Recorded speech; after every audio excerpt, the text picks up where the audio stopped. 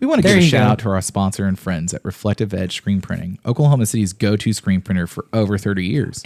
Whether you need custom tees, stickers, banners, or branded merch, Reflective Edge has you covered with top-notch quality and service. Make sure to check out Reflective Edge for all your screen printing needs. Mention Chubby Boy Magic and you'll get 15% off your first t-shirt order. And tell Doug hi. And tell Doug hi. And now, let's get into the show! Welcome to Chubby Boy Magic!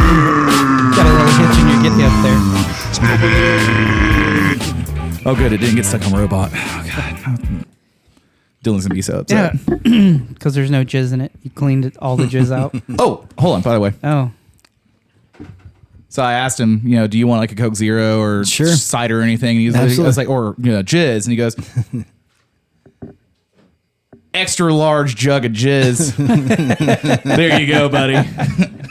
It's unopened. No, I don't know where they made it at, but do you know how hard? Not pee. It's not pee. do you want to know how long I spent at OnQ trying to figure out what most resembled a jar of jizz? Yeah. This looks like it's not pee. No, it's definitely not pee. That is some thin jizz. Oh, I mean, I don't know how you look like. Whoever filled this up probably listens to silent porn. He's taking a picture of you. Yeah, I know. So when him and I were over in Europe separately, but we were over in kind of the same area. And not at all. We were not. We were on the same areas at all. Well, he's like Eastern Europe. Yeah, I was doing some business in like Prague, the Budapest. old USSR. Yeah, and I was on the Mediterranean. Neither one of those mean anything to me. Oh well, they're over there. So we were in Prague for 5 days. We had an extra time. What's up? Oh, nothing. I was like, I'm gonna do a layup. So we were in Prague and we had a couple hours to kill in between a couple things. And then the guy was like, "Oh, there's the sex machine toy exhibit, whatever museum." Okay. And I was stroke there. Yeah. Well, I was trying to remember what exactly he called it.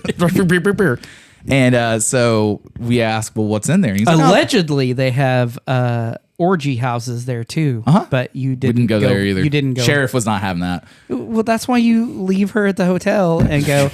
I'm going to do content. Explore. I'm going to go do content.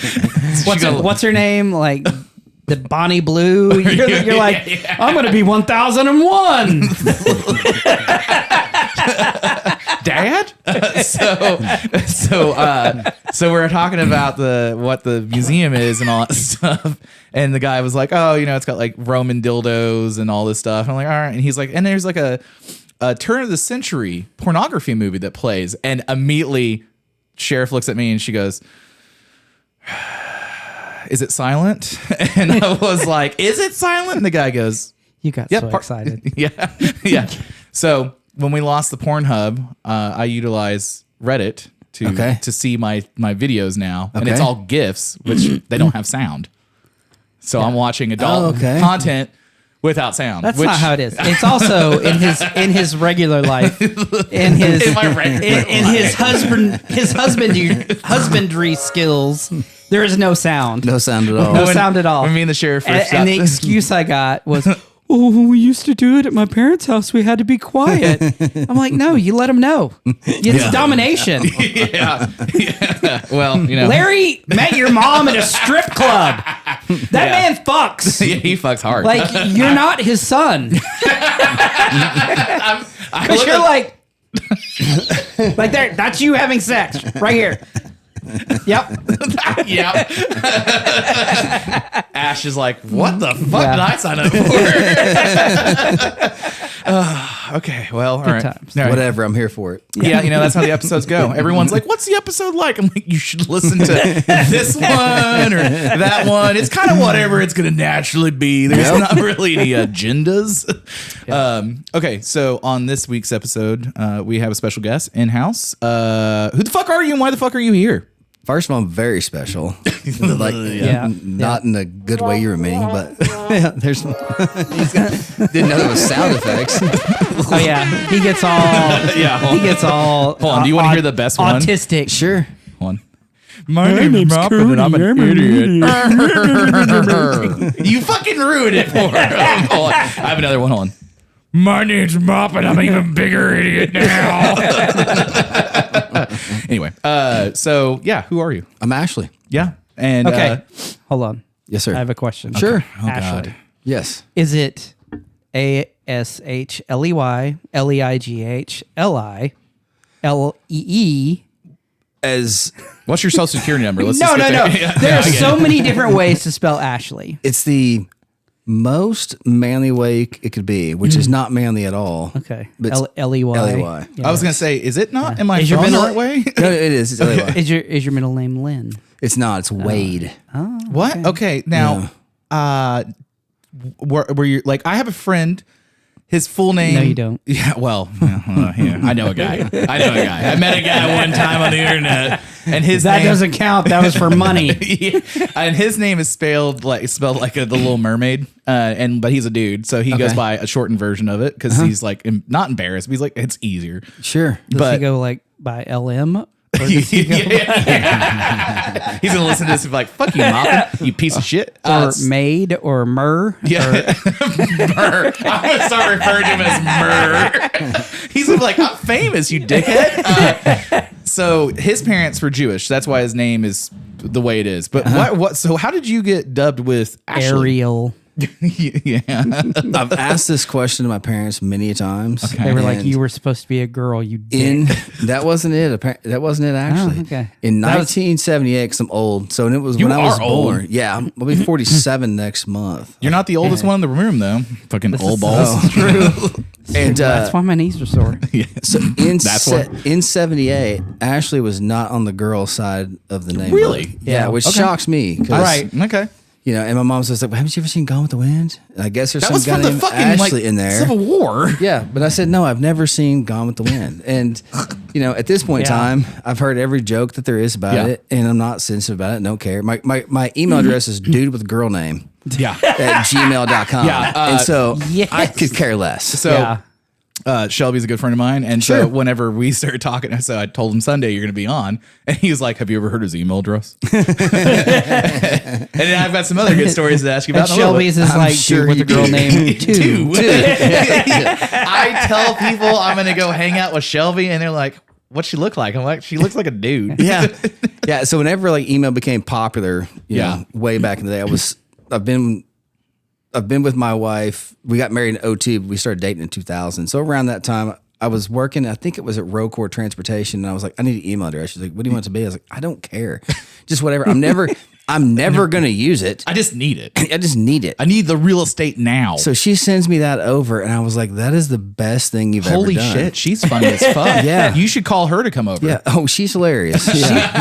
She is quite hilarious. I She talked to her deals with briefly. me. Yeah. Man. Yeah, I talked to her for like 5 seconds at the Lowrider show, and I was like, she's pretty funny. Oh yeah, Yeah. She's like one of those quiet, low key funny. Like you kind of get to know her, but then She's gonna roast you the whole it's fun. time. Oh yeah, she roasts me all the time. She was it's, like, it's the best. "Come here, honey, It's dear, the best. Yes, sweetie." yes, all of those things. Yes, yeah. And you know, I'm sure that I'm sure that numerous times, whenever she's said things, people are like, "Is she a lesbian?" Yeah. You know, and She like have a liquor license? Yeah, and like she calls like my doctors and stuff if they don't ask about the mail thing, or she calls the bank and just Right. pretends to be me, and They're like, yeah. no one ever Yeah. questions it. No one questions it. Yeah. So yes, I have a very feminine name. Yeah, I mean, I don't know. I've never met another male with Ashley. I met one, and he was in. yeah, I've he met went a to few. my high school in Muskogee. Okay. and, Oh, you're from Muskogee? The reason Yeah, unfortunately, yes, yes. So the reason I asked, because Yeah. you know, when I was doing the photography and stuff and hitting all the clubs, Butthole bars, photos. Sure. it was like, yeah. So I'd have to get names, and Okay. so you take pictures, and it's like Ashley, and so that's one of the ones that there's like 18 different ways to spell it, Yes. and it's like, okay, the traditional L is L-E-Y, Yeah. but it'd be like L-E-I-G-H. The you LA know, that one I'd never seen before, and I have a friend from Ireland. I was like, "What the fuck?" Yeah. Yep. Yeah. Yeah. Leigh is pretty popular. Yeah, yeah. And I the would've one that gone- always threw me was there was a bartender. She used to be in Bricktown, and then I don't know where she went, like Norman or somewhere. Probably. But it was her name was Ryan, Oh yeah. and I was like, like Yeah, there's Ryan, and I'm like, there's that famous tattoo artist chick. Her name's Ryan.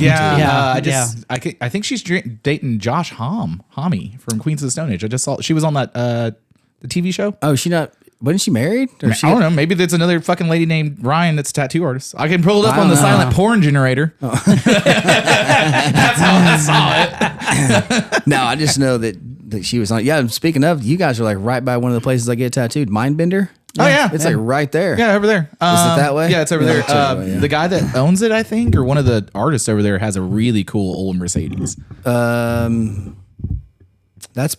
No, I don't think he owns it. That's I can't think of his name. Josh and Bobby, I think, are the co-owners of it. I've met somehow or another at like Winco or 7-Eleven, or I've met everyone that's worked there. Okay. I've never been in there. I don't have any tattoos, but like they're all very nice people. Yeah, and it's more different than like the traditional tattoo shop because you'd see, you know, like you walk in the front and it looks like an art studio. Yeah, that's what they were all saying. Like, come and check out the art. Super cool. Like they actually, I think their name is actually like Mindbender Fine Art and Tattoos. Yeah. Nice. And then the other place to get tattooed is down in Norman, and it looks like a traditional old school the one over off shop. of Main Street. I don't know. It's like on Campus Corner Think Inc.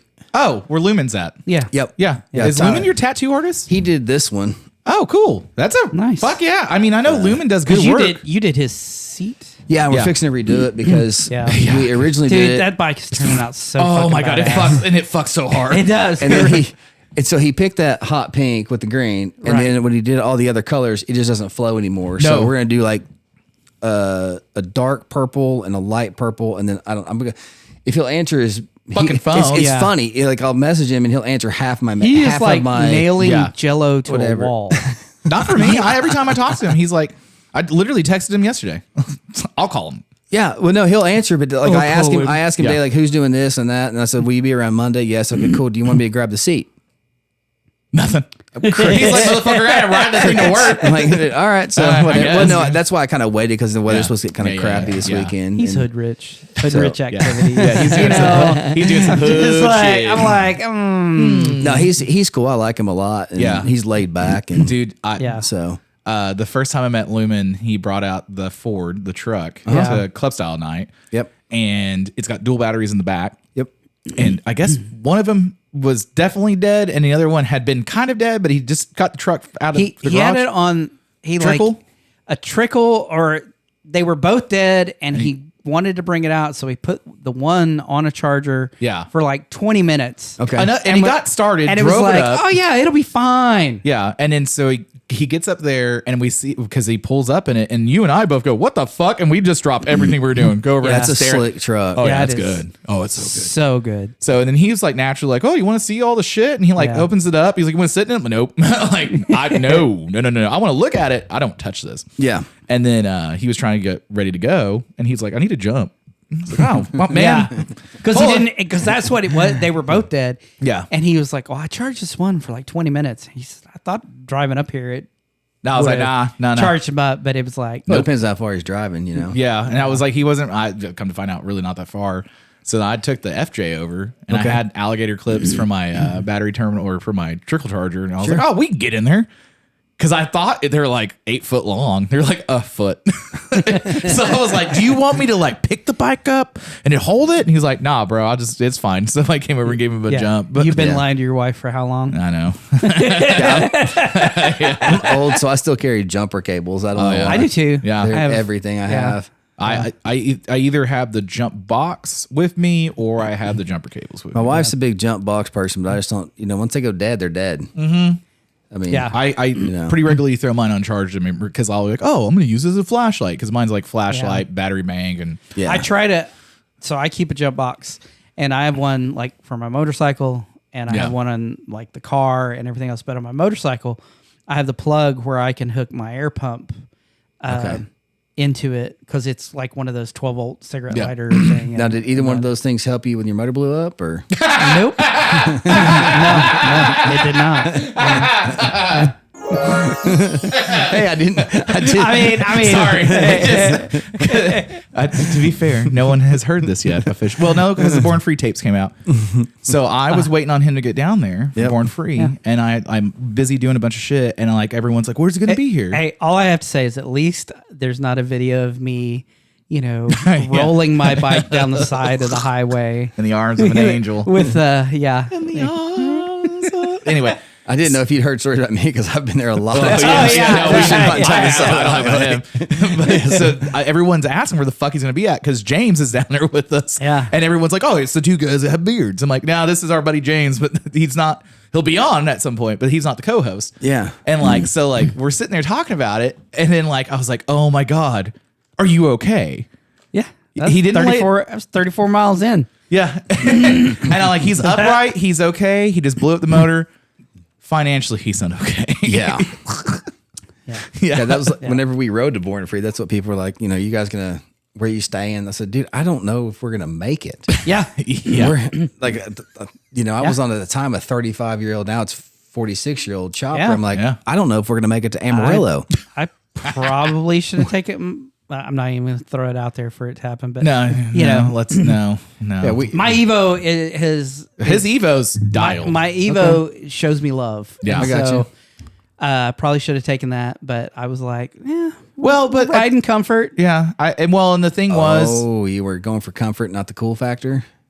Yeah. well, I mean, the Softail's cool. I mean, like if Okay. he got down there on it, like they're all the DFW guys were like, oh, dude, we want to hear Yeah. about it because they kind of seen some stuff about Yeah. it, but he Yeah. hadn't really unveiled Well, it. That was a good and- call on your part. Because it has bags and everything else, and so it's Okay. like It looks like a mini Road King. yeah, Okay. it Yeah. really does. And so it was just if I was gonna ride the Sporty down there, then I'm gonna have a bag, everything right behind me. Well, and that was the other part too, because then it was because Devin asked me off mic. He was like, "Well, why doesn't he get on the Sporty?" I was like, "Well, I have all his camping gear in the truck. Like because I took the truck down there with all the shit."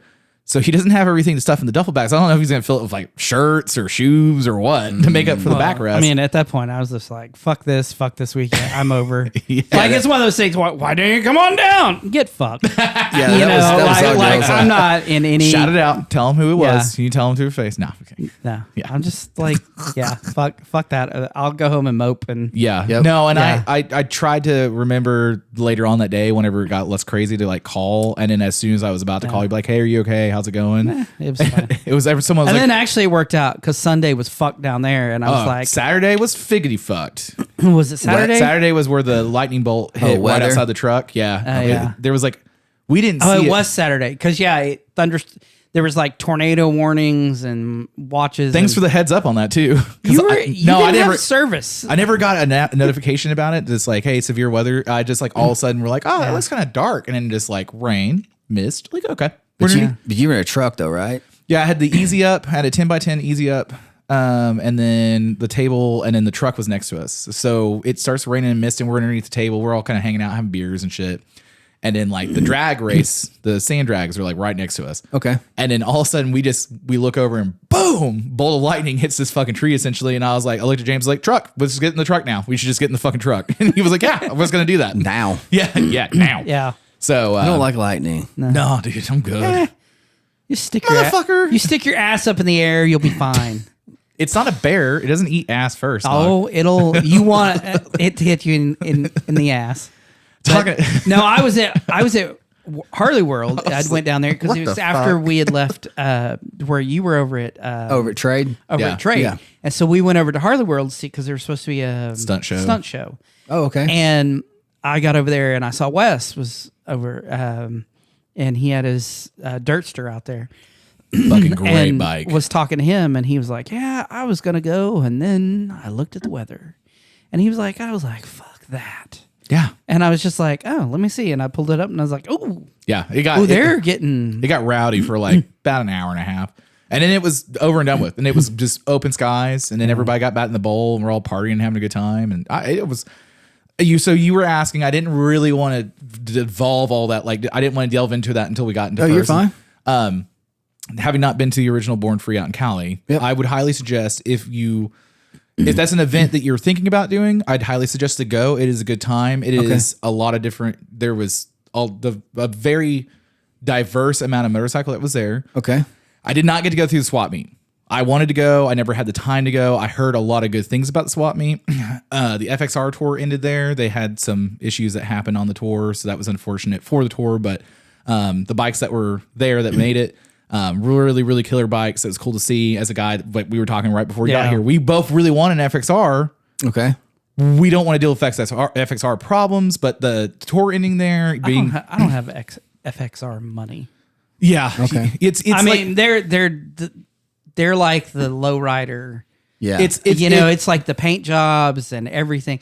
Like people, you either throw 20, 30 grand at it or you don't. you either have to, it's like owning an old Ferrari or Lamborghini. You have to have the wherewithal or the wallet. yeah. Or like Jay Leno has a little bit of both, but like he's going to sub that out and have most people do all that Say a stuff. little more than. Yeah, a little more than a little. Yeah. But that was the thing is, and getting to meet a lot of the people that I've been talking to that I've been wanting to actually meet in person. They were there. That was cool. That was really nice. I got to hang out with Kickstart Mike. He said say hello. Yeah. Oh, Mike's awesome. Dude, Mike's the shit. I love Mike. And Dude, Mike's a badass motherfucker. well, Dude, he's cool. Talking to him, and he's like, "Yeah, I just decided I was going to ride across the country." were you on the trip to Mexico with him where he was sleeping on the rock? No, I didn't go to the Mexico trip. I wasn't for sure because He's like, "I used a rock as a pillow." I was like, "What the fuck?" well, and then Dylan slept on his crazy. fucking trailer like the first night because Dylan's like, I'm not getting all my shit out. Or hold on. Yeah. Oh, that's for him. Dylan loves the robot voice. Hi, Dylan. But like, so he just slept in the trailer. But Mike was like, hey man, like because I was hoping you were going to be there to introduce you to Nick Huff. Because I've been talking because like we both really wanted to meet him. You had talked to him a little bit. But like I say introduce, you've already talked to him, but I wanted to be able to like sit down and bullshit with him for a little bit. Yeah. But that was nice. There was a lot of those people. And then like the DFW crew, some of the guys from Houston's from Polar Run, like it was cool to see all that. And then the show was really good. It was a good time. The bottles of water did not cost $5. They cost $2. That's pretty cheap. Yeah. Compared to what they were in California. Yeah. It's not crazy huge. You can on a mini bike, you can certainly ascertain the whole thing. I did miss the Wheel of Death or the Circle of Death. I wanted to go to that, kept missing it, and it swapped me. But everything else I got to go do. Yeah, I don't remember it being because it was pretty early. We went out there. It wasn't that big. Yeah, the first one was kind of small. I don't remember. Yeah. I don't think it was the first one. Second one I heard was getting a little bigger, but the first one was like, hey, we're all in a field like OFR back in the day. I'm terrible with dates and times, but yeah, we went out there and it was a blast. Yeah. But we didn't go for the show. We just gave us an excuse to ride junk across the country, Yeah. Well, and the one out, so one of my buddies, the one that has the Murr, so he's friends with the guys that started Born Free out in California. Okay. And so he was like, yeah, you should come out. It's a really good time, but it's a 1 day show. So we were talking about, I think it was. Yeah. Yeah. He's like, it's a 1-dayer. So he was asking about Texas because he was like, is it worth going out there? I said, yeah. Is the Texas 2-day? It starts Thursday. Oh, okay. It's like I think 4 days. I think it technically ends it's Saturday, Sunday. but your camp. No, you're right. It's Sunday. Wednesday to Monday if you're a vendor or swap meet, I think. Okay. And then Thursday to Saturday is what it runs, or Sunday. Yeah. And So you then- got like set up the day before and tear then the day after. yeah, I was hauling ass down there fucking Thursday to get on there in time. But there wasn't a crazy amount of vendors. Like it was like if you had been down there, it would have been good enough that you would have been able to have business come in like through your tent and all that stuff. It wasn't too many people. But there was a lot of people that were just there to hang out. I mean, and it wasn't like the crazy cosplay, like, I did see the Storm Rider guy down there. Oh yeah. Yeah, because I was like, I don't know the Storm Rider guy. I had to find it and send it to you on Instagram. He's very much the satirical chopper boy guy. Okay. And he was down there and he's just a normal dude. And I didn't know for sure if he was going to be a normal individual or if that's who he actually is. Cause he could be legitimately that guy. Sure. Yeah. Cause he was wearing some vintage leathers and stuff, but I was like, Okay. I heard him talking. He kind of walked by us. I was like, oh no, he's like us, but like just funny on Instagram. Yeah. But yeah, it was a good time. I really enjoyed it. I think there's a lot of things that, like, for us next year, if we want to go down, if we can, it's unfortunately our anniversary weekend. Yeah. Okay. But so we have to make it work if we could. But like, there's some things I would do a little differently. You chose Born Free over us, you fucking whore. I know. Hold on. But yeah, but you don't know until you go to those things. Like Yeah. whenever I do shows, it's like sometimes the ones you think are going to suck are awesome, and the ones you think are going to be awesome are terrible. fucking terrible. Yeah, Yeah. you just never never know. know until you're there doing it. Yep. you Yeah. know? And, you know, that like sold a lot of shirts. A lot of people came up that didn't know who we are. A lot of people came up and knew who we were, and they wanted to come up and like hang out and bullshit with us. Yeah. But yeah, it's a good time. I really enjoyed it. I would highly suggest if you're in the area or you want to make the ride, it's It's well just a worth couple- it. It's in 5 hours. 5 for hours, us. yeah. What? Yeah, I Mount, think it was- Mount Enterprise or something. Yeah, so Mount Enterprise, Texas. southeast of. Okay. There's a Dallas. Whataburger down there that's missing a number card. Number 84. Yeah. Oh shit. Yeah. The guy looked at me and I was like, "Well, that was the year of my first car." So, Oh, okay. yeah. Yeah, Not Ingrid. It's a lot closer in Silverado, California. That's for sure. No shit. I'd like to go out to that one. The only problem is it was so hot. Whenever going across like Death Valley, Valley? No shit. it was like 114 at 11 o'clock at night. Fuck Yeah. And that dude, nonsense. It's like was riding in an oven. rough. Yeah. Yeah. It's Yeah. like hotter than hell when we watch out of the hotel. We're I like, know. Whoa, my yeah. eyeballs. Yeah, two of us, like me and my buddy Helvey, we were on, kickstart, foot clutch, rigid choppers. Yeah. With nothing. And so my buddy Jason was in the front with a Speedo, so we had some kind of semblance of what we were doing. And so we all had like a Camelback kind of things or Okay. whatever. Yeah, like, yeah, that's yeah. smart. I, don't know, I had Okay. some knockoff one, whatever. Yeah, well, and I got a bell. Yeah. I don't remember what it was. And he would get up there and, the hose gets hot. Yeah. And so he would just stick it up in the air and squeeze it. And then let it and come just, back. Oh, and it felt like Oh yeah, because it's getting all raindrops from heaven. Just Yeah. It was glorious. It's and like then a stairway to it. every time we'd go to the gas station, we'd just pour an entire bottle in our helmet and then soak our outside shirt. And 10 miles, you're That's dry. the Yeah. when I was riding across. I was trying to think when it was early 2000s, like late 90s, riding across New Mexico, coming back. Okay. And that was the first time I'd ever seen a guy would get a bag of ice and put it in on the tank. on his windscreen, and it would do the same thing. It would kind of Yeah. I wish I would have done and I was that. like, that's fucking genius. Yeah, I wish Yeah. I'd have done that, but Yeah. I wasn't smart enough to think about that. Well, and you know what? Yeah. Like saying that, like I've only seen 3 people do it, and it would Yeah. be totally applicable I've a lot seen of times here. hundreds of people do it now since yeah, then. yeah. But you never see stuff until afterwards. Yeah, you're like, Right, fuck, right. that was smart. Yeah, see, that's brilliant. Yeah. When I think about that. But, You're like, God damn see, it. but that was a great trip. Yeah. Just 4 of us went, and it was a great trip. And we didn't even make it out of town before we had issues. 'Cause my buddy, See, those are the best. That's how it starts. we're supposed to leave like 2:00 or something. I don't remember the exact time, but he shows up at like 4:30 because he AM or PM? PM because Okay. he got like halfway. He lived in like out at Arcadia at the time. Made it have here and forgot that California's a helmet state, so he had to go back and get his helmet and come back. So we leave, and I'd be like, bitch, buy one along the way. Yeah, no He shit. didn't- no, there was no phone call, nothing. He's turned around, and he's on his bike, so he's not answering his phone. Yeah, no shit. And so he shows up. We didn't even make it to, like just to the turnpike, and he's out of gas. And so luckily, I had one of those little Yeah. fuel bottles strapped to my thing, and we gave it to him enough to get to the next place. I was like, "This is how it's going to be." Yeah, it's gonna suck the entire time. It's gonna suck. But it was awesome. I mean, Yeah. because if you have a great yeah. trip and nothing happens, you don't ever talk. You don't Yeah. ever talk about like Oh, that was your story. Mm-hmm. Like for the Born Polo Free. Run. The only thing you talked about was the event. the thunderstorm and all that. That's the stuff you talk about. It's the Yeah. issues. Yeah. That's what makes it well, it was fun. like the Polo Run. Yeah. We broke down. No. him.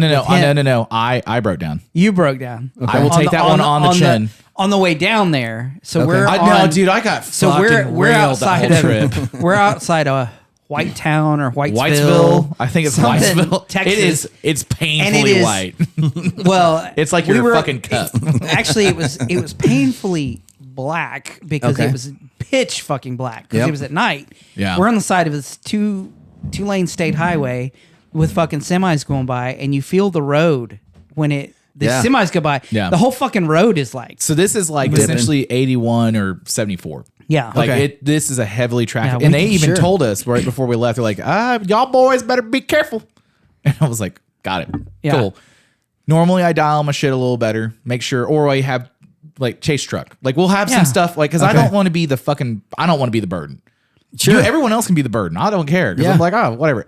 I was the burden. I felt terrible. And then I was like, you know what? I've always not been the burden. So If you don't be the but burden, that's- don't ride old choppers. I'm like, Yeah. well, and that's my thing is that's what makes it. That's what makes the trip. That's Yeah. what makes the story. If you go out and you don't have the problems and you just go out and everything's hunky dory, no fun. you don't remember that trip. No fun. well, and It's the one. You remember when we slept out behind that gas station because somebody jackass was broke down, and then we changed out, and it's like, yeah, Or when you build a shovel head, or your buddy blows his shovel head, the base gasket twice on the same trip. wild. I wonder Yeah. who that was. That was Aaron Helvey. Oh, okay. I was going to Yes. say, okay. Yes, had to throw his full name out there.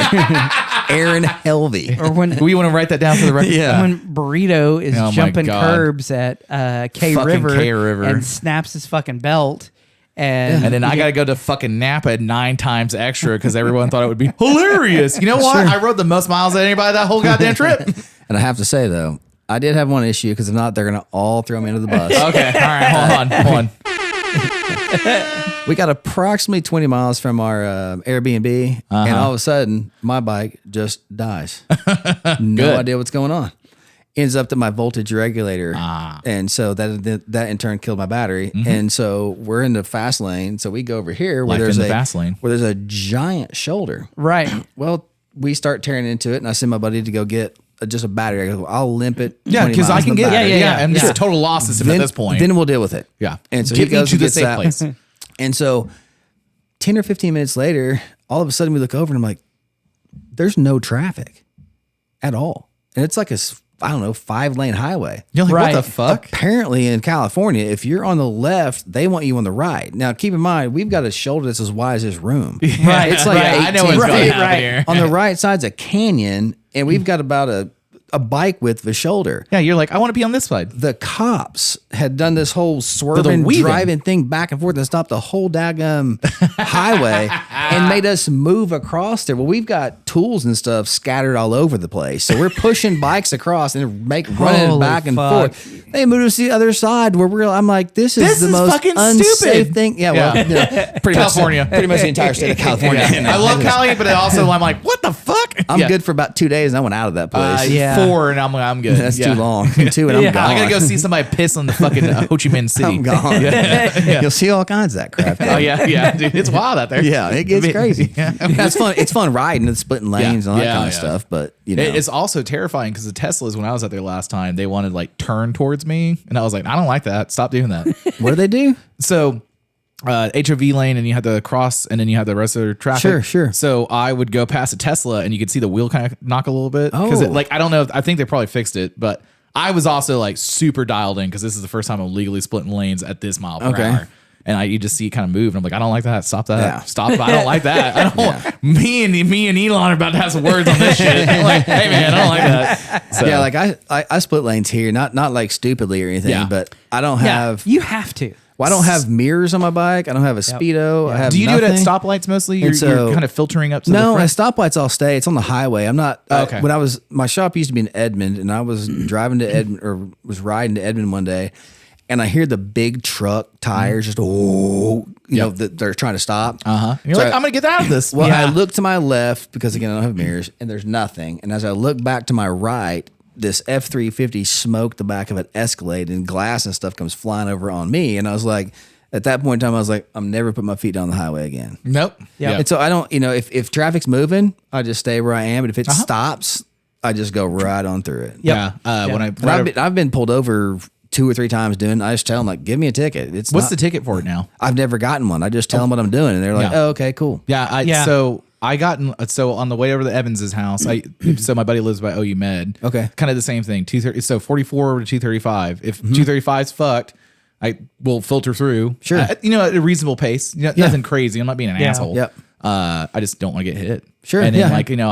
I've had OHP like look at me on the other side of the highway, and they're like, "What are you doing?" I'm like, Yeah. "Well, are you gonna come over here and fucking chase me down?" I think part of it too is if there's filtering and being safe, and there's being an asshole. yeah. Yeah. And I'm not doing like that mess. some of the sport bike guys, you'll see Some them of the just- riders. just I cut my going- teeth on sport bikes, so I still. I still like I them. get it, but No. but you see a lot of them being jackasses. Well, you know, I was and- one. That's why my wife has banned me from them. Yeah. Oh. Yeah. Oh. Yeah. I can't ride sport bikes or mountain bikes, or I could probably bring another chick home before and get that forgiven. Before you bring home a jixer. Yeah, because I'm 46, but my brain still thinks I'm 23. Yeah. And I'm missing that part of my brain where it's like, and I see the mountain bike you justify like I can ride on gravel. But see, she knows me better than that. And you're like, I just jumped that one little jump. Well, and then that one little jump is like, oh, I saw these guys on Red Bull do this. I can do that. Oh, yeah, I got this all day. And the problem is I'm missing that section of my brain that says this is going to hurt. Yeah. Oh. So I just, and Yeah. the problem There also is that I can't ride that way. Yeah. There was I'm running out of town real fast. I have no talent. I was down it's at- non-existent. I was down at Thunderbird okay and on the trails. trails. Yep. Riding mountain bikes. Okay. And I think it's plaid. It runs along the road where The fire road thing. The fire road that thing. is plaid. and so They actually have a fire road for it? They do. Yeah. It's Okay. next So- to plaid. Okay. as you're getting back to where it kind of hairpins back.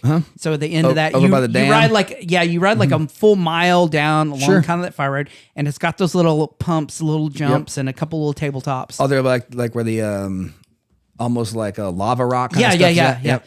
And so I was riding with I don't know. They were like 15-year-old kids, right? Sure. So here I Like am. grandpa. No shit. Yeah, but no, I mean we were just to be fair. we were all like just fucking little kids, you know. Sure. And so they're all in front, and I'm fucking hauling ass, and like we're hitting all the jumps, and like again, it's like it's a fucking blast. Oh, it's a party. And and there's at the very end of that, there's one kind of big tabletop where you kind of hit it, and I fucking launched it up, and I fucking kind of did tabletop like I was 13 again.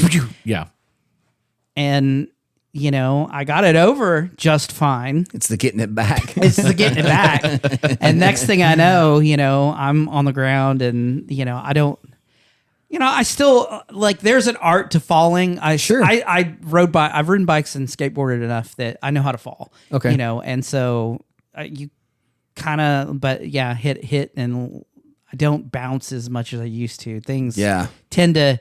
They're a little more brittle, and so it's like is anything less rubber, broken? more broken things. Yeah. My poor wife's been through enough surgery with me, so I just try to keep that. Yeah. I mean, I had two last year. Yeah. Last time I wheelied was at Bluff Creek, and I had just come off the trails, right? And there's this kid, and like a 9-year-old kid, and he's like, you know, do a wheelie.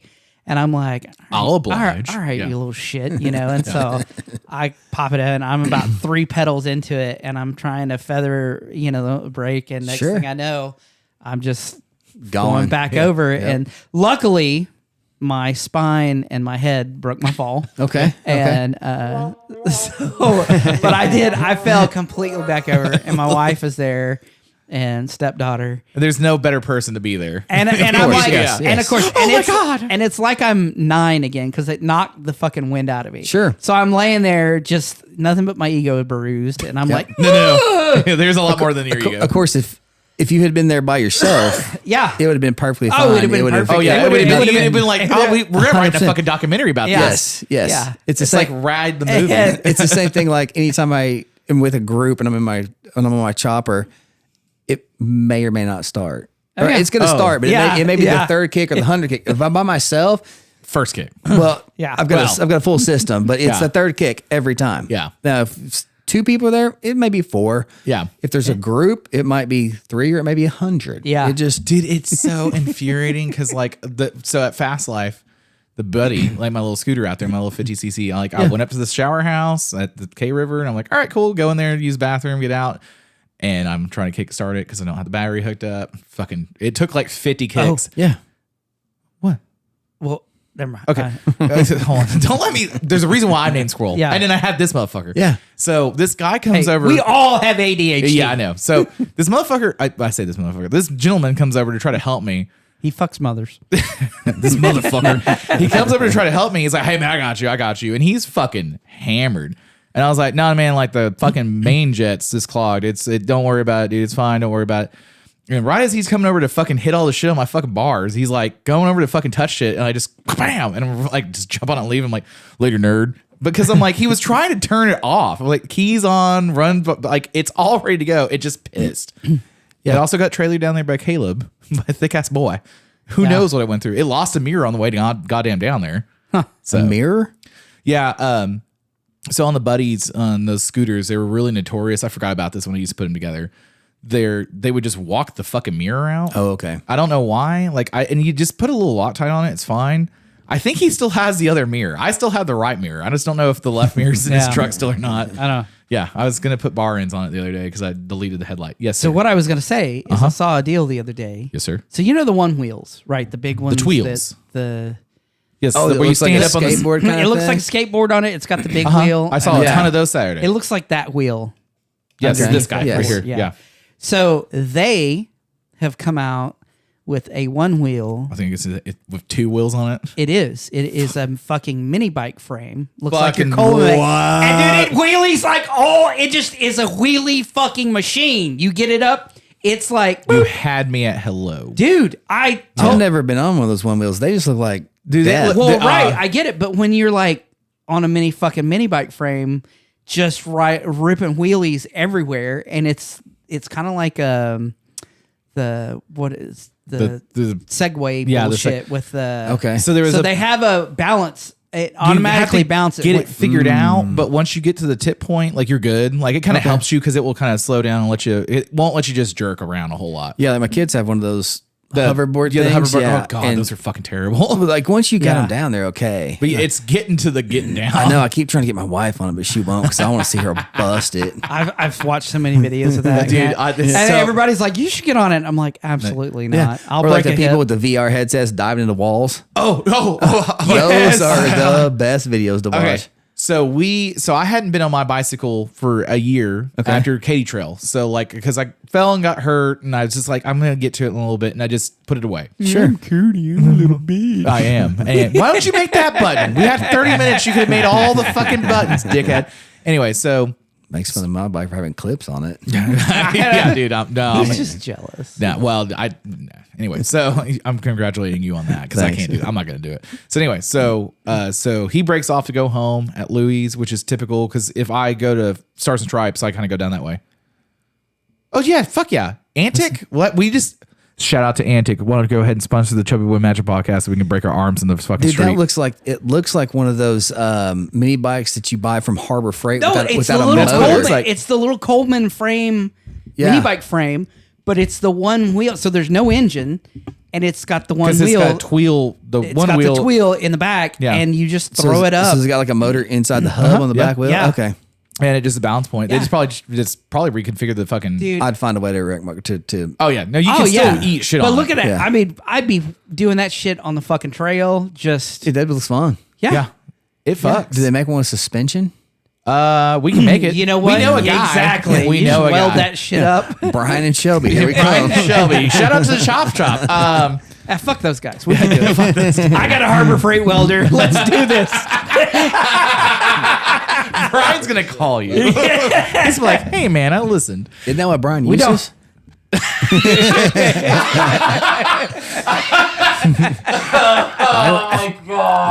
All I know is he pulls some sweet welds with that Harbor Freight welder. That motherfucker's clocking it. Hey, it works. Sizzling Whatever bacon it in takes. I'm gonna make him listen to this episode. This is what. Okay, It's one of so those blue ones from Harbor Freight. I swear I've It's seen not it. the machine. It either says Miller or Harbor Freight. One of the two. I can't remember. is it water cooled? I think it's Harbor Freight. It's Chinesium.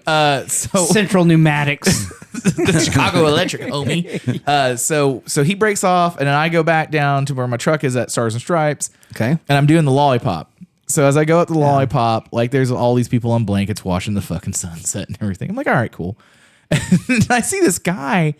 He's making all these erratic movements and like kind of walking around a little bit. I'm like, what the fuck is this guy doing? I can see him in the distance. Yeah. So I'm like, we're not downtown. Like, there's not like crazy homeless people. So I'm trying to figure it out.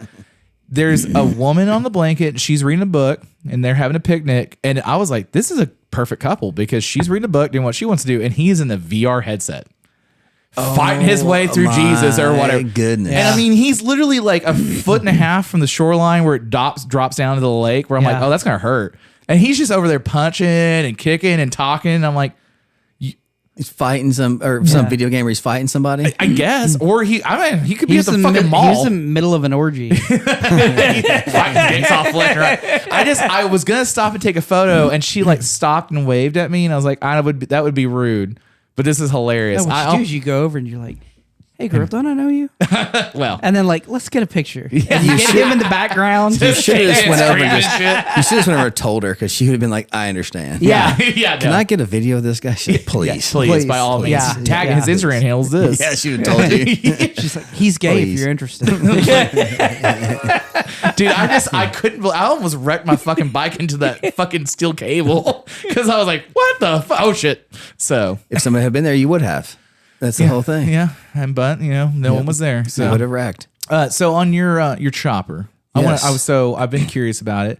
I hear you drag the floorboards quite a bit. You have to get floorboards every year. Yes, that's You true. really ride the shit out of this thing. I try, but again, I had no talent.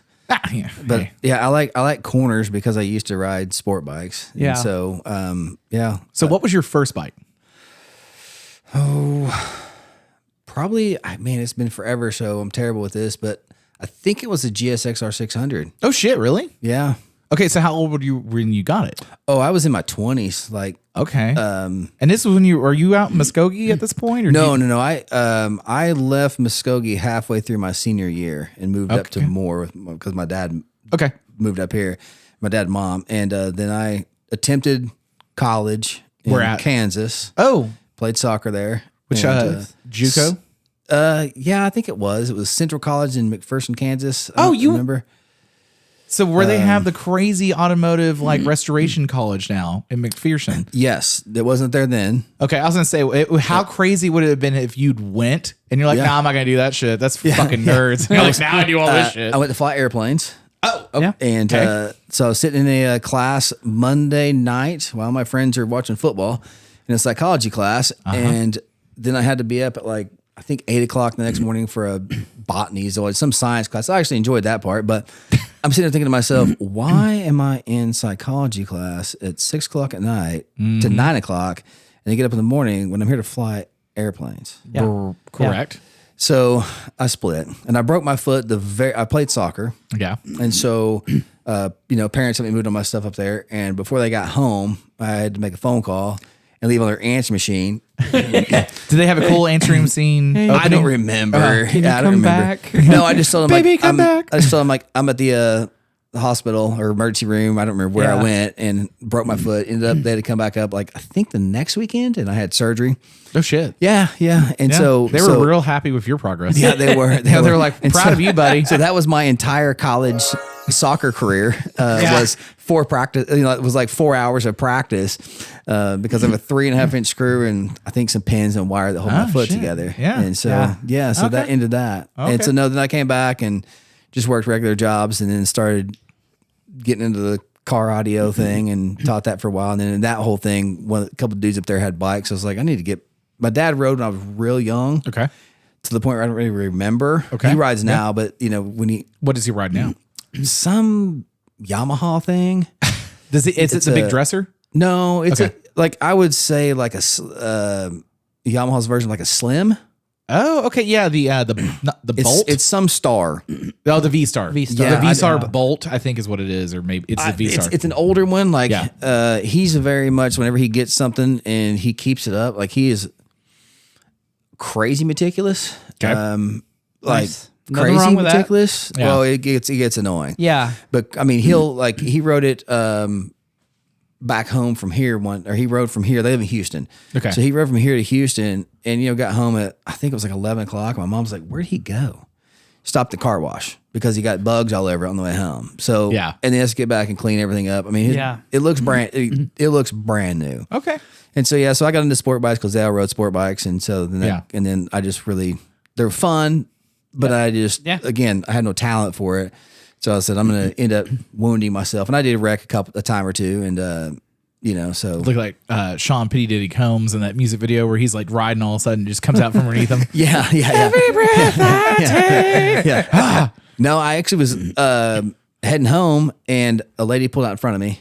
Cool. And so real nice of her. I tried to get over and there's a car coming. So when I slid back, I did all I could to slow down, but my front tire just kissed the bumper. Yeah. Took me out, cracked my helmet all up, and the paramedics were super cool. They helped me start my bike because I left it on, and so the battery was dead. And nice. then I get home, and I have no idea what happened, but between the wreck and like a day and a half later, I don't know what happened. You had a concussion, man. Oh yeah. I woke up with a huge bruise, like from here, like from They're like, my hey, hip to my knee. Probably don't want to go to sleep. And I you're told like, him go to sleep. and I told him like, I take was a nap right fine. now. On my way home, I told him I dog. was fine. I've had plenty of concussions from soccer and other activities, and so I was like, I knew all the answers to tell him, and then I just left and rode home and have no idea. Jesus no Christ. idea. I know all the answers to tell him. Oh, I've had plenty of concussions, so lots of soccer and punching the head too many times and things of that nature. So Yeah. Well, get punch drunk. Okay, so fun. so you kind of rushed over the audio stuff. Okay, so have you always been kind of a gearhead guy, or? Yes and no. Like Okay. I've always liked stuff. Like everyone thinks that because of what I do, like my dad, was into cars or whatever Yeah. and had tools. Like I could fit all of his tools in the back of a Civic, like in the trunk. Okay. And so he has no tools, but so I've always just been into stuff, but he wasn't. Right. And, when you're in high school, Rebel. well, whenever we were in high school, Well, you for sure. Yeah, I don't know yeah. about him, how old he is, but Yeah. I'm not He's a baby. Yeah. everybody, Fuck you. everybody wanted to do the car audio stuff. Yeah. So yeah, I was no, like, well, Alpines and kickers. yeah. And Yeah. so I got into Servo doing that Vega. stuff and was Yeah. the annoying. Yeah, I've had plenty of that stuff too. And was All the the capacitors, the fucking Yep. known to man. Yeah, and was the annoying kid doing all that stuff in high school or more in like when I came back from college. And so that's where that's where my working on cars and things kind of started. So where was the first place you worked out on car audio? It was either Audio Midwest. It was either Audio Plus or Audio Midwest. I was like, or think- Audio Dimensions. Yeah. Yeah, it was. It was Audio Midwest in Broadway Extension up in Yeah. Edmond. Yep. And now it's it's a now- fucking gross. No, Audio- it's closed. Yeah. Yeah. It's actually closed. Well, there's now. a audio. It was a weed Plus, shop. Or what's the one that's right next to Brett's Cajun? Is Is it Auto Sounds and Tint? Auto Sounds. It's the and one on Tint. the west side of the street on Broadway. Yes. Yeah. Yes. Next to the It's car clo- wash. Yeah. It's closed though. Yeah, Yeah, but Yeah, it's- it was a weed it's shop. So the very, it's a very, weed- very last bay was like the fab, and I've always been like into fabrication Yeah. stuff. So I I'm gonna built- make this sweet ass box. Yeah, so I did all that stuff for a while. Then I went to Audio Midwest and Okay. did some fabrication there, but did more of the alarms, remote starts, and all that nonsense. Yeah. So, Yeah, dude, I hate all that shit. Like all it's and funny. all the vintage shit too never worked for shit. Oh no! I mean, we'd have Yeah. people come in all the time. This We're trying car to is fix it. alarmed. Yeah. Like, Yeah. what? Yeah. And people that know I did it forever, like, what do you? Viper security Oh system. my god! I can't remember if it's Vibe or not. I had they still make so shit. many Audio Vipers. techniques. And I remember they came up with a 2-way where you could tell what was happening with your car. Yes, Yeah, where it would yeah. be like your door panel. Yeah, it had like a little LCD screen. You press a button, it'd remote start, and it'd have exhaust coming out the back of it. You know, Yeah. like, yeah. And people are always like, brother. It was like those. The Tamagotchis. Tamagotchi. I had one of those. I had one of the remote start ones. I don't know what a Tamagotchi is. What? No idea. That was. Oh my God, That was how old- That was after us. Okay. It was. You have children. 17 and 13 though. Yeah, so- there, and this is well before the. This is Yeah. my Yeah. age. It was This- like a keychain. it's a little egg. Well, do you want to explain it? It was like a little flat keychain with a. It was almost like a little game. Yeah. You know, Okay. like a DOS type game, but it was you had a little thing you had to keep alive, so you had to Okay. play with it, and if you didn't Play with it, it would be like and it was feed dead. it would die. Okay. It's like and a then once fucking it- pet. And once it But dies, it was like electronic. Yeah, Yeah. it was a little. It was a postage stamp. So was that like the predecessor, those little dogs that were robots? that Yes. keep alive? Yeah. So those Okay. came I've out about seen the same those. time. Okay. Because my And it sister was got not both. near as Yeah. cool Okay. as a Furby. No, my sister had a Furby, and that thing would talk in Bill and I I. don't even know Yeah. what a Furby is either. You know what a Furby No. is? Dog. We gotta get a Furby Dude, for the the new studio. Furbies. Hold on, keep going about the Furbies. I'll be back in a second. Okay, the new Gotta make a Furbies. deposit. That some people will take the old ones Yeah. and they'll like make them where they're like 6 feet long and like because Furby has it's like a little. It looks almost like a gremlin head. You know, Okay. and Is it electronic too? yeah, and it would talk and like you could feed it or play with it and stuff, and it would learn. It was kind of like a first kind of Teddy Ruxpin Like, AI what would it type learn? thing. Like it would talk sorry, to all the you. No, questions it would I'm like asking talk here. to you and play with you and stuff. Okay. And, I have zero interest in technology. yeah. I'm sure you've No, I get it because I kind of like the same. like you said DOS. I know that has something to do with the computer. Yeah, that was. But nothing. So you're a little bit younger than me. I'm 52, so we're not that far apart. Yeah, I'm So 46 currently. Yeah. So it was like I remember when computers came out. Sure. I remember when cell phones came out. You know, my first cell phone was in a bag. Okay. And then you had the big Miami Vice donkey dick looking thing. And Sure. Yeah, my first one was a Nokia brick. Yeah. Yes. Yeah. But see, like I'm 46. I've never owned a laptop. Yeah. I've never owned a Do computer. you have an iPad or what do you have now? So whenever I started doing all this stuff, at first, like it was just everybody got a hand. Yeah, written a hand sketch. Yeah. Well, no, I'm saying like a handwritten receipt even. Oh yeah, that's how I used to do my rental property receipts. Yeah. too. And so I guess it was 4 or 5 years ago, I got a tablet, but it was just to do invoices with. And then fast forward, and I was talking. I was actually at Think Inc. and was talking to Tyler and Josh was like, Josh Crane, the guy that owns the place. He was like, dude, you got to get an iPad. He fucking loves to mess with me in the goddamn audio. And guess who edits? and get this program called Procreate, That's some good which shiz. I'm an Android person. But Same. they don't Same, have bro. that type Procreate. of a. Yeah. They don't have Procreate Almost. for that. So I do have an iPad Just for Procreate. just for Procreate. Well, it's for Procreate, and it sits on my bench, and I listen to engraving is loud. Yeah. So I wear these same kind of Yeah. noise canceling, goofy over the head Now headphones. So I can see what that. headphones are you using at the house? For like when I engrave? Uh huh. I don't know. Oh, I didn't know if you were going to be like a big audio nerd. Like I have sensitizers or no, some stuff. some Okay. that came from Target. Okay. Okay. I'm just. Gonna, don't- I'm going to and not continue that part of my. I don't nerdness. remember what it's something from Target. I'm also like they work, and that's perfect. Perfect And- because they do what I need them to do. yeah, and My fucking phone. and they break a lot because I drop them. Yeah. Yeah. I picked up a pair of bows recently. Yeah, for how's the that? travel, and they were like I got them for like $30. Oh, nice. Because they're corded. Oh, okay. That's not bad. But it's the quiet whatever. It has the noise Yeah, canceling. that's my house. And I got them because I have the AirPods. But It doesn't. It's not as good. Well, AirPods are actually pretty nice, but when you're flying on a plane, Yeah. they will fall out of your ears, especially if you try to fall asleep. Oh, okay. And so when we were traveling, I picked up this pair and Sure. like amazing because it's like get on the plane, noise canceling on, and I can't hear Yeah, shit. see, I wear the noise canceling because, like I said, the engraving is Yeah. so loud, and like I didn't wear headphones for years. I just had like a big stereo that was loud in the shop, Yeah. and dude, like especially Now. on like an exhaust pipe, Oh yeah. like the resonating of it will just murder you. And Yeah. so I wear the over the ear headphones. It's like today the wife was helping me in the shop, and it's weird because like if I try not to wear them, it feels weird. yeah, Yeah, because now Yeah. you're used to it. I used to it because I wear them, 8-10 hours a day. Right. And Yeah. 12, 14, whatever people make me work. And so, so yeah, I wear those. But yeah, I don't know what brand they are. Yeah, And that's what I was saying earlier is like whenever I got out of car audio, I got out of it. yeah. Fair. So, because like- I'm done with this now. So yeah, I was just done. when from the car audio, is that how you got into doing like upholstery and stuff? Yeah, I worked at a place called Acoustic Edge. And Where so was that at? in Edmond. Yeah, I And remember so that. we I actually remember that place. taught car audio electronics, and we did the MECP certification and Yeah, stuff okay, like yeah. that. Yeah. And so in doing all that, There was a place. I had a guy that knew. There's one on 63rd and like Broadway Extension, Yeah.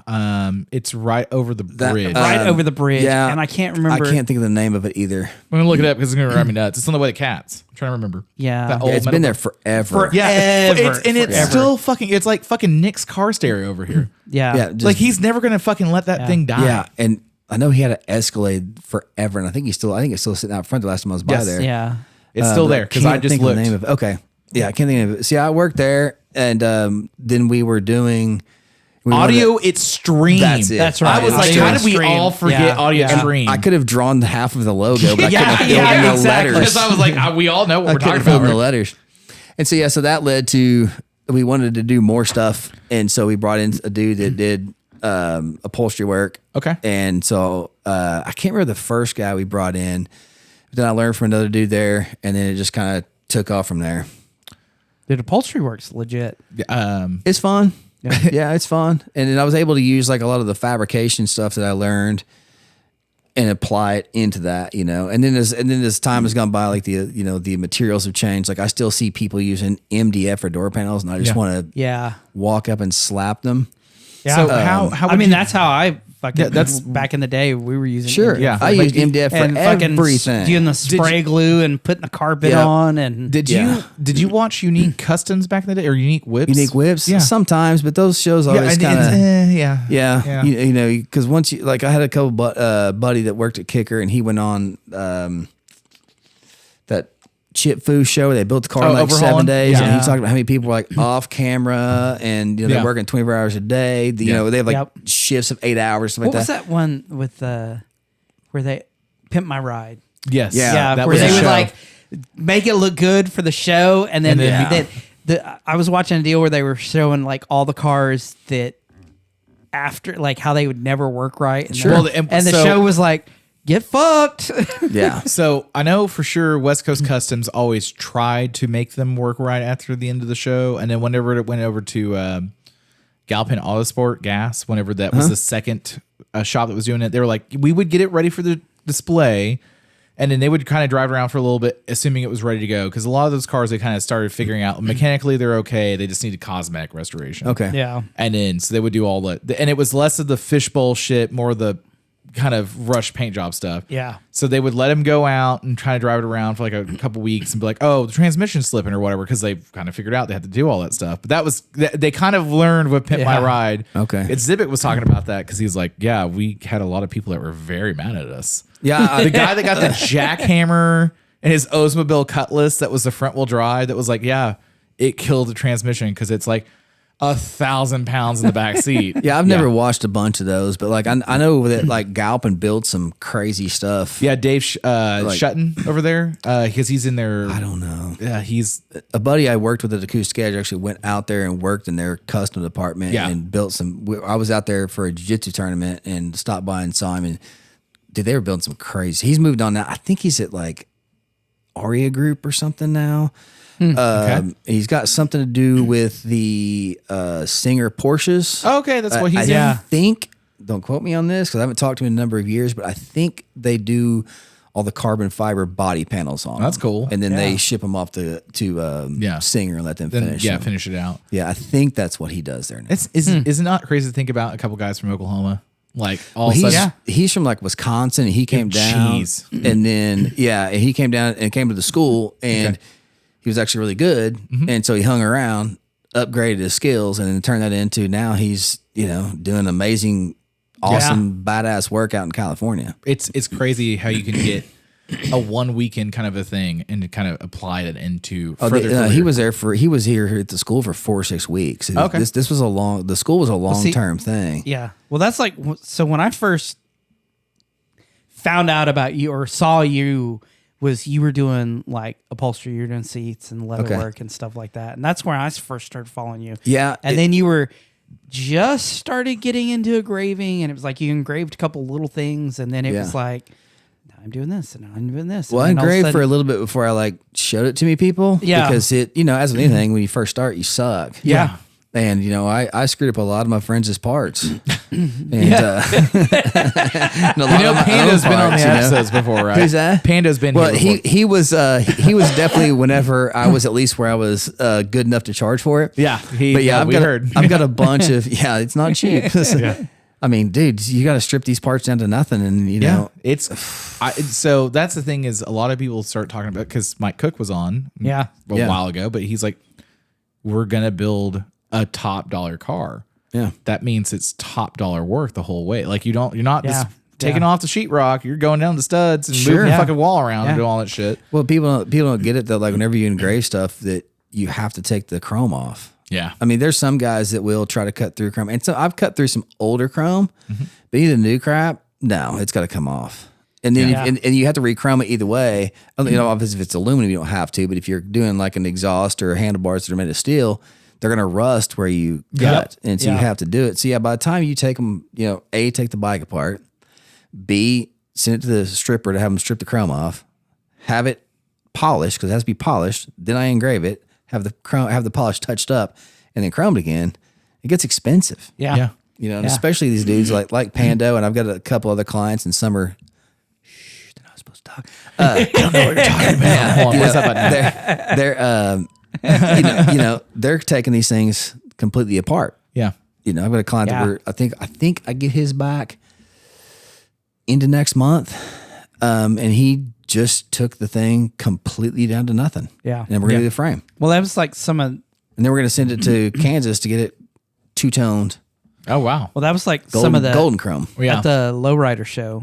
There were some of those where it's like, you know, one of the trucks that was up, and it was like you're looking at everything underneath there, the springs, the frame. You know, it's like the everything, and it's like we did the one. amount of fucking time, effort, money. Yeah. Like it's impressive. Yeah, like at the one here, I think I saw you at was that Return to Oz lowrider. And Yeah. we did that one. Yeah. Yeah. That car And is there's- fucking crazy. There's Yeah. I don't think there's anything else we can do. I mean, we did the drive shaft and the U joints. Yeah. Yeah, no, And I the gas tank. like that's Yeah. what You I'm know. looking at it, and it's just like every little thing, and you know, and that's what's impressive. It's hand. That's not machine done. That's hand. Everybody part of that has been touched. Yeah. You know, like you said, it's not been touched once. It's taken apart, stripped. And the funny part is he hated engraving. and then this is not like I'd patting hate my- it too for that if I saw yeah. that bill. Well, this is not patting myself on the back because I'm not that guy, but he Right. He saw like I try to make mine to look like I like vintage guns the way they're engraved. Like I'm not so much on the I do some of it because it's kind of a good space filler, but it's You're called like Weldon English Lister scroll. and me have a thing. Dude, I love Weldon. Yeah. I've never met him in person. He's a great guy. But Yeah. his work is fantastic. So Phenomenal. basically, I like to take that style and just blow it up a little bit. And a lot of the engraving you see on lowriders is it has no depth to it. Yeah. Yeah. And there's just not much to it. It's just kind of like trace papered over it. Doesn't have, yeah. And then they do a lot of the dot background, which isn't bad. But I mean, it's okay. I don't feel that it Right. gives the stippling that I like to do on the backgrounds, it gives it more of a two-tone. Yeah. And so, like a lot of these bikes, you see them across the room or 10, 20 feet, they look like it's just wavy chrome. And, you know, like if you see Right. if you see Pando's bike, which is one you talked about, you found here, or Yeah. Turk's bike that I've done recently, or some of the dudes in Texas or Zane's or Yeah. any of the guys, you Yeah. can see it from across the room. That's not, again, there's more than, I'm not the only person doing that. Yeah. But he met me at a show and sent me a couple of pieces, and that turned into a couple more pieces, and then the Yeah. builder got involved, who's Mike up in Kansas, and he's like, "Well, I'm going to send you some more pieces too." And I was like, "What are these?" Yeah. He said, "Well, these are the hydraulic arms." I go, "Don't these go in the cylinders?" He's like, "Well, not when it's up." So we did. So I actually engraved the hydraulic cylinders. Yeah. Like not the cylinder, but the rod, the rod, part that the comes arm. out. Yeah. Yeah. The actual arm. Just so when it's up, it's engraved. It's engraved. Now, He's- did you get a like from here to here, or did he go the whole rod? And even though it's down in the fucking oil I bath, just did the whole thing because I didn't know where it started and stopped because at. now, granted, there's a lot of that arm that's not going to be displayed. Well, if Well, it's yeah. all the way up, it might But- be. well, And so that's a I good did. point. I just wanted to make Yeah. sure we covered it. And you Yeah. know, a lot of things like when I was working with, Because it my- would stand out like a Sore thumb if it was like, oh, that half inch is not. Yeah. Yeah, And yeah. like when I do a lot of bikes and stuff, like I'll take a bunch of pictures if I can before they're taken apart. So I know, like, because I hate whenever stuff goes under a part, you know, it just looks terrible. Yeah. And so I'll try to take pictures of it when it's fully together, and then I can reference those back to know where Yeah, to start and yeah. stop at. So how does that process work? So say I come to you and I'm like, hey, I want you to engrave my whole bike, for instance. Sure. Do you say I want to see the bike beforehand? Let me come or bring it to me. If or- it's something like the popular bikes, I know what they look like. yeah. You know, things like that. So sure. But if you're bringing me some oddball thing I've never seen before, send me some pictures at least. Okay. Yeah. Because a lot of the, I do a lot of work for guys in Arizona, down in Texas, and I've never seen their bikes. Oh, okay. You just know, see the parts. Just That's see the it? parts. Okay. Yeah. And, like I said, most Harleys, you can figure out where the parts go and things like that. But if you're Yeah. sending me something I've never done before, Right, then I want right, right. pictures of it. But yeah, if you're going to send me a primary, okay, I know even it doesn't matter what it's going on. Yeah. You know what's going Yeah. to. A primary is a primary. Yeah. Yeah. Yeah. I mean, they may, they slightly change shape, but a primary is a primary, and so, yeah, that's Okay. so pretty much, yeah. And then you have your different styles. So, because Panda talked about this a little bit on his episode, but Sure. like, what kind of styles are there? Oh, there's all kinds. Well, But because like he was like, there's like, because what did he say? Like, there's like 4 or 5 that he rattled through, but that he could remember off the top of his head. Yeah. Where I'm like, what? yeah, I mean, they're all Because just, you have the swirls, you have the flowers, you have the kind of Yep. all Yeah, kinds of American stuff, and- originals, traditional, yeah, you Western. got English scroll, you know, you got Western scroll, Yeah. you got, you know, then you got acorns and oak leaves. And I don't know what they're all called. Okay. I just ask people like, which style do you like? And then I'll draw off of that. Yeah. Okay. You know, and on, See, that to me is like I've done a little bit of leather work, but I never Sure. really got into tooling because see, to me it's like it's mind blowing because watching people when they're doing the leaves and the scrolls, Sure. and you know I'm sitting here and I can stitch, you know, leather. I can do that. I can put stuff together, but like actually tooling it, I can't.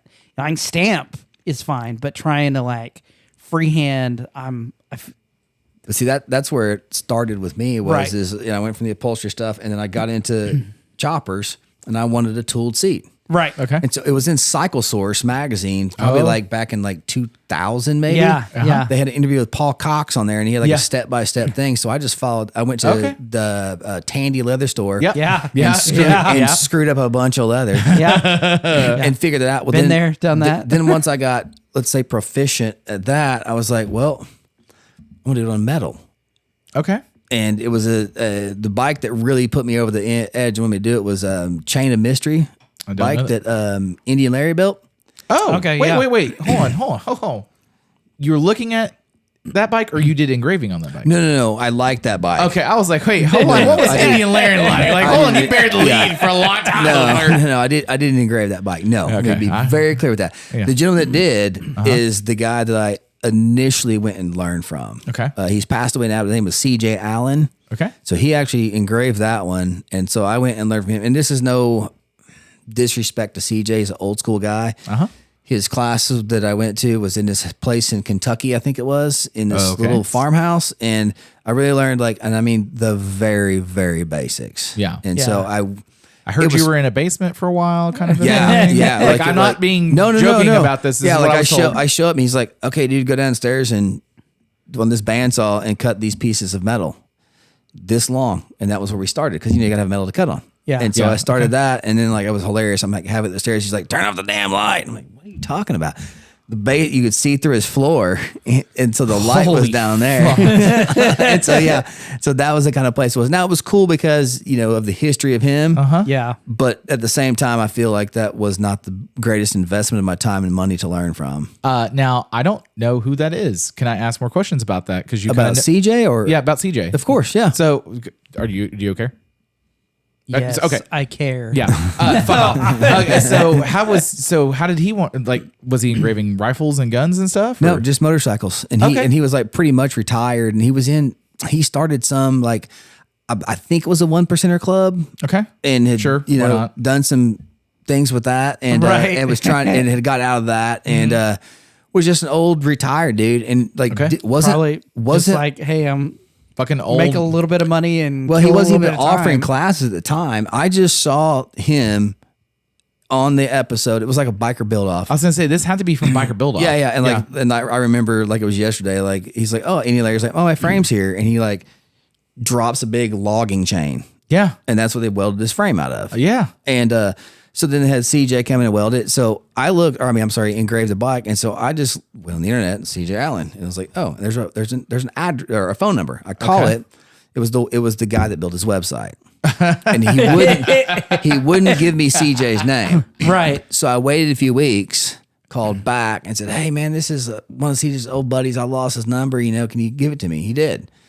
So Holy shit. So then I called CJ. Fuck, dude. You're like, aha. Yeah. So I I was called. born at night, but it wasn't last night, dude. Yeah, so I called CJ, and he's like, "Yeah, I'll still run a class." And so I went out there for I think it was just 2 or 3 days, and Yeah. Oh it was shit. super basic and simple. And like I said, it was cool meeting him, but I think there was, and I don't want to speak ill of the dead because he was No. a super cool dude.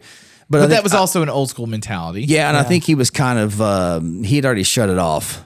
Yeah. He was like, Yeah. I guess, motherfucker. Yeah, it was. You that want to kind give me of money thing, for yeah. what? Yeah, for sure. I'll take for it. sure. Yeah. Yeah. But you also, you get the story, the ambiance, the actual, absolutely. everything The about it. You're like, provenance. Yeah, like I don't regret it, but I think I could have gotten. no, absolutely. Francis Tuttle. Well, yeah. No, I think I could have gotten farther faster if it wasn't for the slow learning start I had. Like if I've gone to 3 places to learn. Okay.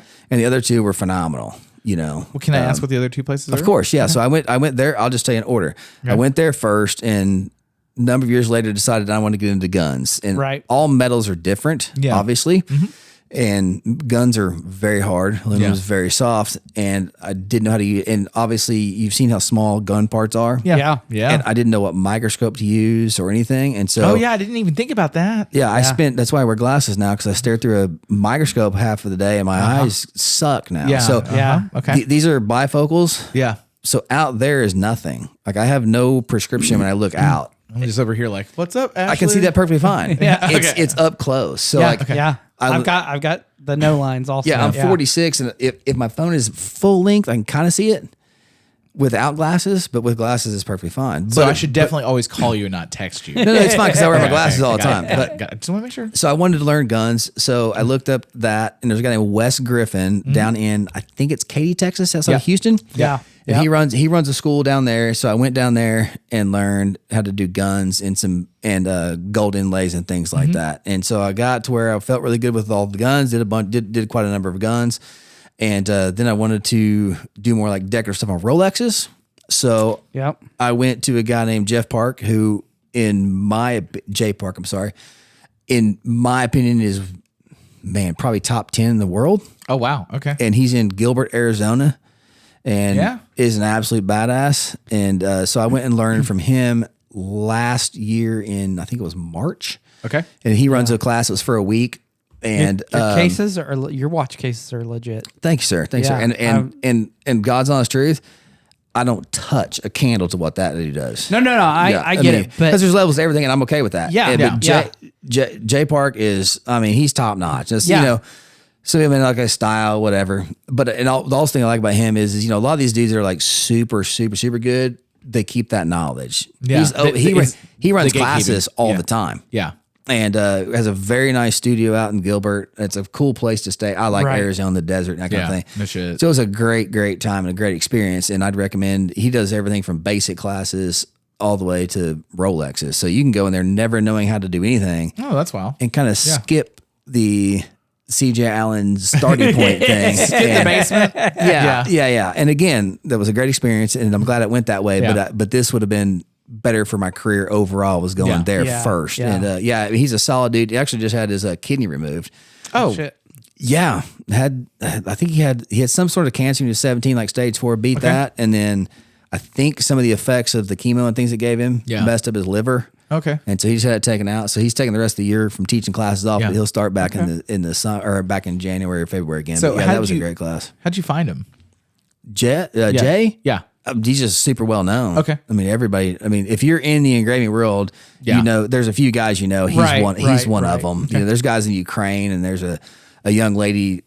I don't even know. I forget where she's from. Chantal is her name, I think, is how you say it, and she's Fucking crazy town. blow your mind. Yeah, she does a bunch of guns for Jesse James. Okay. Yeah. Yeah. And which I mean, that's not like a Yeah. Yeah, I mean, not, Some of his doesn't make now- you cool. yeah. No, That but doesn't some of make his you cool. some of his guns are actually like Oh yeah, some of those full Damascus guns he's building. yes, Yeah, that's yeah, next it's level crazy. Like you know. I will say, some of his stuff is actually legit. Oh, and I'm not talking about, but some guys just No, put no, him on no, a pedestal like it's a pope or something. yeah, And Well, the Pope of Oh, Welding. Pope of Welding. Yeah, I guess I didn't put that together. I thought that's where you were leading this to. I was No, like, not I at guess- all. Not at all. I guess Ash is going to do a real soft pitch for my dumb I ass. just pulled somebody out that people put on a pedestal.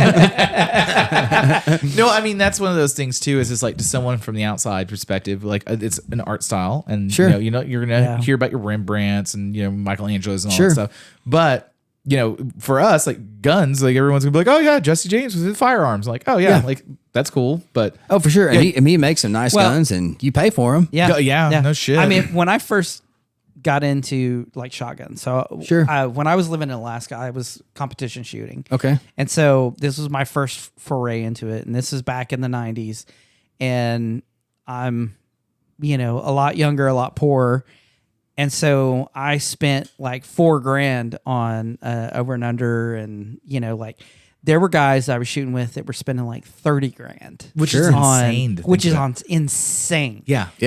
But it's like everything is customizable, adjustable, and they would have them like completely engraved out because you have the tubes that go in the barrels, so you can switch out from 12 gauge to 20 gauge to 410. You just take the sleeve out and put the new sleeve in. Sure. But and that was when I first got mine, I shot a Ruger Red Label, and I liked it because there was no engraving on it. Sure. And it was real plain. And then I ended up getting a anniversary edition, and it was one of the only ones that actually has engraving on it and has the gold inlay and stuff like that. But it was like, okay, yeah, I'm starting to dig some of that, where it was cool. And like your knives and stuff, like watching when you've started doing the gold inlay on them and stuff, like that's impressive. It's fun. I enjoy doing it. And, so how do you do the actual inlay? So like if I'm doing a gold inlay, or any type of metal inlay, So I first cut around the border of where I want it at, right? Then you have to remove the metal where you want to put the gold, okay? And so you make a cavity, and then I use a chisel or go around the outside edge and actually kind of lift the edges of the metal up a little bit, right? And then you go in with a smaller chisel and you make what's called a burr field. So you just basically dig into the metal and put little teeth up. Yeah. You do those in like two different directions and kind of make like a T or an L. Yeah. And then since gold is soft, if I'm doing gold, I'll use a brass punch in my handpiece, and I hammer in individual links of wire. So like on an inlay, there's like let's say it's a Spyderco knife, and I'm gonna do it all the way across. I may have 35 or 40 individual wires that go across. Okay. And you can actually see them on some of the pictures that I post up, and then I hammer them, and they, because it's so soft, right. They become one piece, and then I just file it flat, and then cut around the edges or whatever. Yeah, and once it's locked in, it's locked in. And if I'm doing like a copper inlay or something a little harder metal, right. I'll use a steel punch because the brass will fold up. But yeah, that's about it. Because I've seen inlays on like woodwork, because I do a lot of woodwork, so sure. I'm familiar with it more so. There. And then like I've seen where but you can you like cut them in and put them in and sure, puzzle piece it together. Yeah, I've never done it on metal, but like one of the knives I just finished, it's got 30 individual inlays on it. Damn. Wow. Yeah. And then I mixed it so like it's got some gradation in it, where it goes from like 24 karat to 22 karat to 18 karat to green gold and then back up. Oh wow. Okay. And so it kind of has a flop to it. Yeah. So I like smashing different metals together and seeing what comes out of them. Yeah. So how much is that just experimenting with that where you're like, I guess I want to try that today? Or I mean, gold is what, 3,700 an ounce? It's over 4,500. Is it over 45? Yeah, it's been going. Yeah, and like I think like a year ago it was like 1,800 an ounce. Yeah. So I was like, man, I wish I'd have bought more of it. Oh, I know. I know. Because I'm out now. So well, and like I've get to where I'm watching I'll be YouTube where I'm watching them where they're all these guys that are taking old computer chips and they're like dissolving it out in the acid, and then they're like, okay, so we'll get the gold out of solution, and it looks like fucking dust. It's just like gray powder, and then they're like, we got to wash this, and then like you throw it in here and throw it in here, and then it's like, we'll melt this, and there's our shot, and you're like, and I wish how I would the fuck. I wish I would have saved it all over these years, because I know. I'll just file it off and just blow it in the ground and then sweep it up and it's just gone. You're like, I did that with someone's tooth. Yeah. It's like, dude, I could have made so much money with that stuff, but yeah. So that's it. Though. You just pack it in there, and it stays. I mean, even like the biggest caliber I've done. I did a Smith & Wesson 500 mag revolver. Yeah. And I did an entire inlay all the way around the revolver. And he shoots it in the competition, like in competition shooting stuff, or whatever he does with that giant gun. Yeah. And it's never, I was like, whenever you put gold in, it's in there. Yeah. Okay. But I was a little nervous about that much shock. And it's been a couple years and it's perfectly fine. So like on your knife scales. Sure. How long... like how many hours in just like a regular like little folder knife? So what's that like? Like the stuff you did for Whitaker the other day. 3.5, 4 inches. It all depends on the metal. Yeah. How much coverage there is on it, and if we're doing inlays and stuff like that. Like the green one that you saw that I did for Whitaker, that one I probably got about an hour and a half on each side. Okay. So not too much because it was a Cerakote. You had one that I remember. It was the samurai helmet. And like how many hours did you have in that? That one I had about 50 hours in. And funny story, that one got stolen. What? Yeah. Really? Yeah. So Trade. Yeah. My buddy Daniel owns Trade. He carries some of my knives and pendants and things like that. And, I want to get him on. Oh, you should. I'll hook you up with him. He's a good dude, man. I messaged him the other day dude. because he was, when I was talking to him about they're doing classes, the whiskey whiskey and wallets. He was like, something. "We're going to go to that now." It's like, "Yeah, sounds great." Yeah, he's the one that did those hats. Oh, Yeah. really? Yeah. And he had said, "Oh, come back." Well, that was the day I got back from Europe. Was the day they had the class. So I had messaged him through the website because I was like, "Hey, there's nothing on here about classes." Yeah. like He's like, "Well, too late, dibhead." and he's like, "Oh, I'm trying to figure it out." But yeah, I need to. Yeah, so he was doing right after he started carrying stuff, he did one of those pop-ups in Midtown. Yeah, Yeah. And so he had that knife there. And 3 dudes came into his booth, and 2 of them were like, "Hey, can we ask you a question about some stuff over here?" So he's like, "Yeah, no problems." And normally he has his kid or his wife there or something. Right, Well, he had sent them to go get lunch. He wasn't being irresponsible at all. With those things, man, I've had stuff It's a lifted million before. fucking people. Yeah, and so Yeah, I yeah. got to be very cautious. I'm not putting this off on him at all. Nope, it happens. Yeah, it happens completely. Yeah. And I actually went by, well, I'll finish up. So they went over there, and the other dude snagged it. Yeah. And it was we were asking Fuck we were, that dude. Yeah, we were asking $2,000 for that thing, and So we need to find that there you go. motherfucker. Yeah, and so I've got people looking for him, and I know plenty of people, and I don't try to anymore, but I'm not afraid to throw hands either. So if we find it, it'll be fine. So yeah, I went down there the next day just to check the place out. I'd never been to Midtown, and I was interested in doing a booth there at another show. And he was like, "Hey, dude, and he thought he thought I was gonna be pissed, and we worked it out. We both lost some money on it because he sells my stuff for commission, and so we made a fair screwing for both of us, and we moved along. And so yeah, he's a good dude, and it was just a. Yeah. I mean, that's just sometimes how it goes. Some dick that had nothing to do with him at all. Yeah. Lifted some stuff. So yeah, whenever that thing, it'll pop up one of these days, and one of the people that has seen it will know, and we'll go and bury somebody. You're right. Allegedly. Or take allegedly. I got take lots, 50 hours out of their ass. I got lots of land. We'll hide him somewhere. Yeah. I got some pigs out in Western Oklahoma and Eastern Oklahoma. Figured it out. I mean, that's one of those things is like, whenever we do the different events, like if I had the tent set up, like everyone's like, "Are you afraid someone's going to steal your t-shirt?" No, it's not really that much money out. So if someone steals one, fuck them. Yeah. But like, and we're going to know, but like, yeah, I mean, that's a lot of money sitting on the table. Well, now like whenever, even before that, but now he has cases they go in, and I've always had glass cases that lock. A, because some of them are very expensive, and B, you get little kids that come up and flip open a knife, and the parents like, "What do you?" They lose their mind on you. Yeah, like it's a fucking knife, man. I didn't do anything. Get control of your goddamn kid. Yeah, that's So you're like fucking crotch goblin over here. Yeah. So like a typical slide, like a 9/11 slide. Sure. Were you putting 100 hours in? No, 75? not that much. Probably in the 40 range. Okay. Yeah, I can knock out a slide in a week. Okay.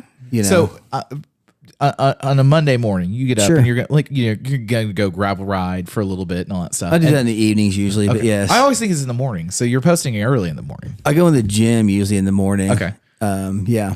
And then, so you're going to, do you just work on like one piece a week, or do you kind of float a couple different Oh things? no, it's all over the place. Like today, for instance, I'm Didn't know. just today. I cleaned up a buddy's truck who I started cleaning it. I just finished up one of my last full interiors. Yes. Yeah. And so he was going to come last week, didn't work in his schedule. He said, "Hey, can I leave it there?" I don't care. I'm not doing any more.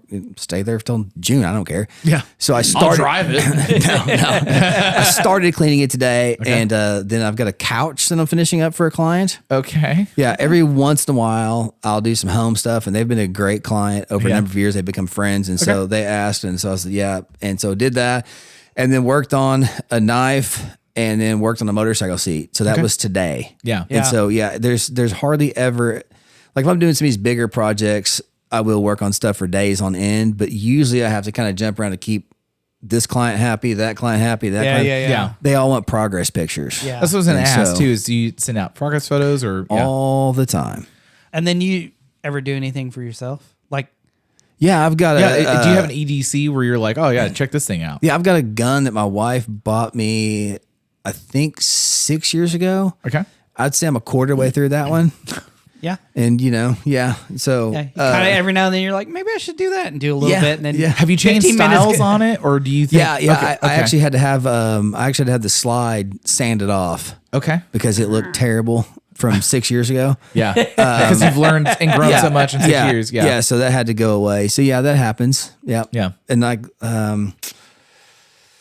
yeah, that's about all I have. I have a knife that I did that I carried just because I had my buddy do some Cerakote work on it, and I want to see how well it held up. Yeah. And it held up as good as Cerakote can hold up, but Right, it wore right. off over time. And he does all my powder coat and stuff. Josh for ram coating. You know, Uh-huh, yeah. Josh. You guys know Josh. Yeah. No, Josh is a shit. Yeah, I love Josh. Yeah. And Yep. yeah. it's he did, and I kind of challenged, not that he needed the challenge, but sometimes I come up with these stupid ideas. I was like, hey, can you do some lace Cerakote? Mm-hmm. And he did a great job. Yeah. And, but yeah, I just wanted to see that. So I've carried that one for a few years, but other than that, no. Yeah. I'm just busy, Yeah. which I'd prefer that. And I always say 'Cause every you time. had that Ford sign that you did that. Yeah, I raffled raffled it off. that one off at Trades thing. Yeah. That was a big ass sign. Yeah, it was. It That was was a heavy ass sign. Yeah, Yeah, everybody. I didn't actually get to really look at it. It looked good. So many people think it was like little. It was No. It was like 26 inches long, and I think it was 13 inches tall. I was about to say That's about a foot. almost full set of plans from what I do. Dude, it was like that, and Yeah. I think it weighed 13 pounds. Yeah. Damn. It was cut out of quarter inch was the back, and 1/8 inch steel was the front, and the back was powder coated, and the front was chromed. Yeah. This one. Yeah. Yeah. Yeah. Yeah, it doesn't look. It I put doesn't on- look that big. It doesn't look big, but It was. then I you get put- it in Yeah. hand, I and put all of a in sudden on it's that. real griffy. I put in on that raffle. Did not Yeah. win. I have a picture of the dude holding it. I'll show you so you can see how big it is. It was big. Yeah. Yeah. It was, and it looked good. Well, thanks. I tried hard. Well, I mean, You get lucky sometimes. 2 inches to dick at 100 Every miles an once hour. in a while, you get lucky. Well, and so is the photos that you posted on your Instagram, your shop at the house where it's the burnt wood and all that stuff? Yeah, So you have a really like put together like space too. yeah. It's like a shop in my back in the back. So I had I can't remember how many square feet my shops were in Edmond. We talked about it the other day. 7 or something, Yeah. 1,000 square feet. And whenever I moved out where I am now, it was 45 minutes, no traffic, Yeah. hour and a half, 2 hours with traffic. Mm-hmm. And there was a building in the backyard and on our land. We moved out 5 acres, and I was like, we should just do that. And all it was whenever I moved there was 3 walls and a roof. Dirt floor, and the dude before me stored a couple people before me stored boats in there. Okay. And so then we concreted It's it. like a lean-to, basically. Yeah. Yep. Yeah. So then we concreted the inside of it. My brother does construction stuff. So he came and did the studs on the walls because there was literally no studs. It's built with telephone poles. Oh wow. Okay. Yeah, Nice. yeah. Yeah. So Okay.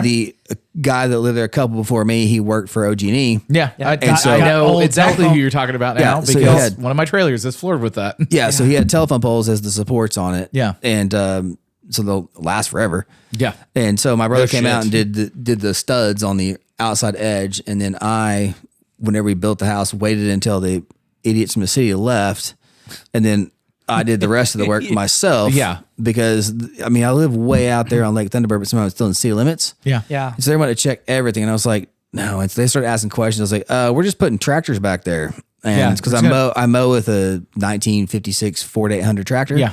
Yeah. So I just threw it in there so they would like. Yeah. Like my AN's coming in next year. Yeah. I was like, that's all we're doing. And so then once they left, and I finished it all out and made it. I wanted to make it like look kind of like a tattoo shop inside. So like. My engraving room is green and has all kinds of artwork in it, kind of like this, Yeah. Right. And then the outside, all the burnt wood was chunks that they were just going to throw away. cut off stuff from whenever we That's built. a super smart way to go. Whenever we did the house, and so then I just took a torch and burnt it and stuck it on the wall. Yeah. And so it looks cool in pictures and stuff. And so and then it's got some lighting fixtures that we made and some other nonsense. But yeah, it's a very put together thing. So I like it. Yeah. I mean, I'm going to work there for a lot of years, and so might as well home. make something I like. Yeah. Yeah, that's the best part. Is just like, I don't know, 60 yards from my French doors on my bedroom. Yeah. And so that's the best part about working there. You know, when I had 2 kids, the wife was like, you got to figure this out. You're never here. And so whenever my father-in-law lives next door to us. Okay. He's 87. And so we are out there all the time keeping up with his place back in the day. Mm-hmm. And my wife wanted to be near him, you know. Yeah, as he gets older, it's family. Yeah, I love the guy to death. I don't want him to die anytime soon. But you know, he's got a lot more years behind him than in front of him. Yeah. And so it was important for her to be close around him. And technically she's an only child. She's got 4 not only that, but your kids too. They're gonna the family. Yeah. Yeah, it's cool. And then they get to learn how to work, and I'm big on that. You know, I want them to get educated, not like be the complete opposite of me. I want them to get educated and things like that, but they still be able to work too. So whenever not JUCO, but yeah. So whenever we mow and all those kinds of things, I make them work and things too, because we have 5 acres, and then my father-in-law has 5 acres, so we keep 10 acres. Yeah, each one is probably about 2.5 acres is fenced, and so on my day off on Sunday, that in the summertime, that consists of mowing for 4, 5, 6 hours and trimming up everything and doing all that kind of stuff. So it's good for them to learn that as well. And so that's how we ended up way out there. I had wondered, because when you were talking to me the other day when we were getting everything scheduled, you were like, oh, it's up in Edmond. I'm like, how is he down there? But I'm like, also at the same time, we all yearn at some point to be like, I would rather not be in the goddamn city. Yeah. Oh yeah. Like I like where we're at, because we didn't even get in the backyard yet. Being able to walk to work and not have to fucking fight traffic.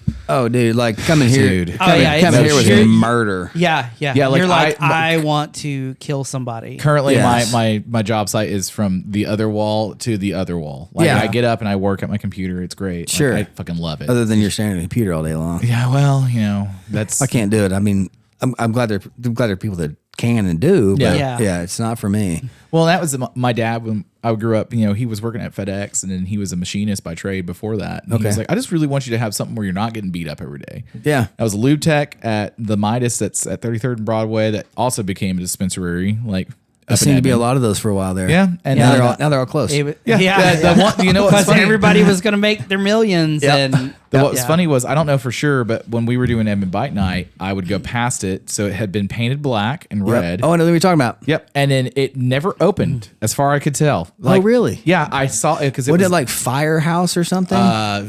Invicta? That's right. Yeah, it was Vertigus or whatever the fuck it was. Yeah. Because it opened for a little bit. Did it? Yeah. Does that thing have a pause on it? Yeah. Hold on. I gotta hit the bathroom. Yeah. I just always take a break. Okay. 3, 2. All right. That piss break was brought to you by. Hold on. I have a button. Oh, that piss break was brought to you by. Fuck you, Nate. Oh my God. We went a really long time. Fuck that piece of shit. I'm pretty Fuck sure. that guy in the white pants. Hi, Kirk. Oh, no, I don't have it. Nate. Fuck it. He's going to be upset about that one. We have gone. You know what? Fuck Nate. Fuck Nate. Nate who? Actually, don't fuck Nate. You Don't might fuck get it. You don't want to fuck You Nate might who? get chlamydia. Oh. Or herpes. I know a few Nates you might get that from. I mean, So it is our good friend Nate Phillips. He's been listening to the podcast for a long time. He's really good. He's a dirty chopper guy. Yeah, he's a dirty boy. And so we were kind of. Actually, he doesn't have a chopper anymore, does he? No, he has a fucking Dyna. No, it's a Dyna. That piece of shit. He's building. I think it's a gas box frame. I think is what he said it was. Or he wants a gas box frame. I don't remember. He should do a Paco frame. Well, fucking. Did I tell you about what Donnie tried to get me down? Yeah, for like 150. Yeah, I and don't know I why just you didn't buy decided. it. Well, because I didn't want to build a shovel head. So our buddy Nate. I know where you can get an engine. I forgot to call you on that. I should have called. Anyway, fuck. Anyway, so Nate comes on and he's been listening so it's like our friend Hiram and then Nate and Billy have been listening since like episode 1. Okay. And so we finally get Nate on because he's funny. Hi, Hiram. Sure. Hi, Hiram. He's coming on, by the way. I got it all worked out. We just got to figure out what time you want to do it. No. No. No. No. He's going to talk about his fucking first gen Mustang. Anyway, so Nate comes on. We're about the same length into our episode where we are now. Okay. And Nate starts doing this thing where he's punching out the top of his beer can. And I'm like, I didn't think Nate dipped. So Nate's sitting in that chair. He's sitting there punching the can in because he's a truck driver, and he is about to piss in that can. And now, granted, I now also insider knowledge, but like, is he going to fill that can? Is he going to overflow that can? Oh, he was going to overflow it. He's going to overflow that can. Yeah, I was looking at this on-cue cup until we split. Oh no, you can always. Yeah. It's so for anybody that's always listening beforehand or offhand, like you can always ask for us to pause. My eyeballs were floating. Doesn't mean we will. Yeah, like can. there's a couple times where we have let the guest go out and like me and him just converse between the two of us. That's what I figured was going to happen. Nah, because he's got to piss and I got to piss. I got you. Most of the time I'm going out to check on Rex or I'm going out to Yeah. piss myself because I can kind of listen. Sure. But Nate was going to piss in a can. So, It's a bit much. yeah. And then after that episode, we have gotten everyone. You know what? I have an idea. He What? should get with the guys from Stone Cloud. Stone Cloud Brewery. Yeah. Yeah. Nate's piss in a can. Dude, you know what? Oh, wait. Yeah. That's a little down. I want my cut. But why do you have to punch the hole out? His dick is not that big. Yeah, we all seen it. We've It's all not- seen it. it's It is not impressive. that big. Yeah, we were Yeah. like, hey man, like what you're like, Yeah. you're gonna make it more ragged. Like, You remember those old school bicycle kickstands? Yeah. I And mean, real it- thin how- and narrow, Real thin The and little narrow, light- Oh, curved, sure. Yeah. curved at the tip. But Yeah. Yeah. I mean, it's only It's only about a quarter it's inch. not long it's like not a those big kickstand. long kickstands. Yeah, it's more Yeah, like no. that light switch over there.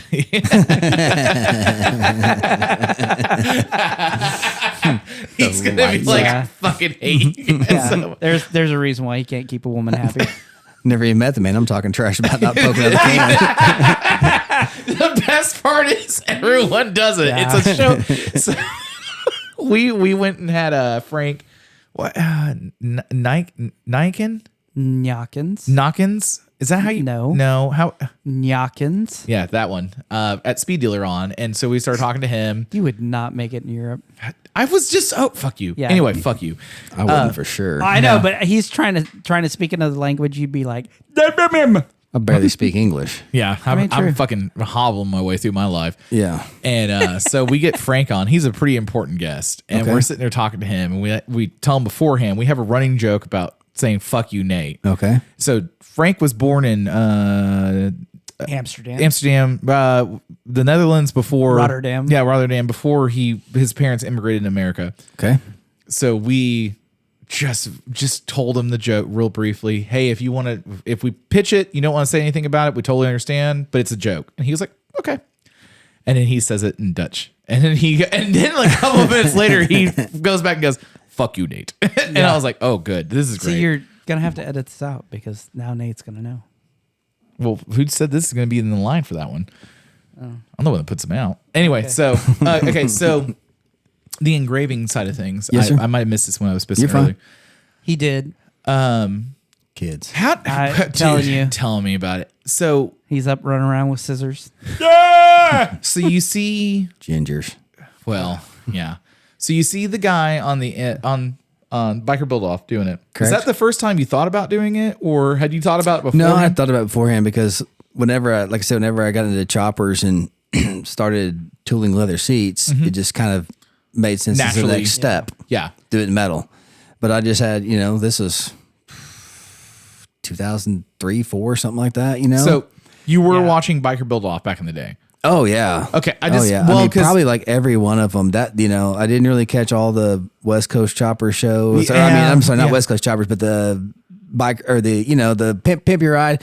Didn't Totally. catch all You those. didn't watch the but MTVs, you watched the Discovery channels. Yes, Yeah, and- yes. and- Now I did watch some of them, but after the first couple, it's like, oh, okay. Yeah. Yeah. Like you need whips. I've seen Okay, we're it. doing this. Like Yeah, it's an Alpine. Probably It's like- Deadliest Catch. Now I watched the first few of those, and I was like, oh, this is a rinse and repeat of the same thing. yeah. Yeah. Yeah. I mean, it's great television if you want to watch the same goddamn.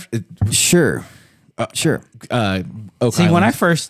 I wanted to have a seat made, Okay. and when I You was wanted a little asking around, dildo.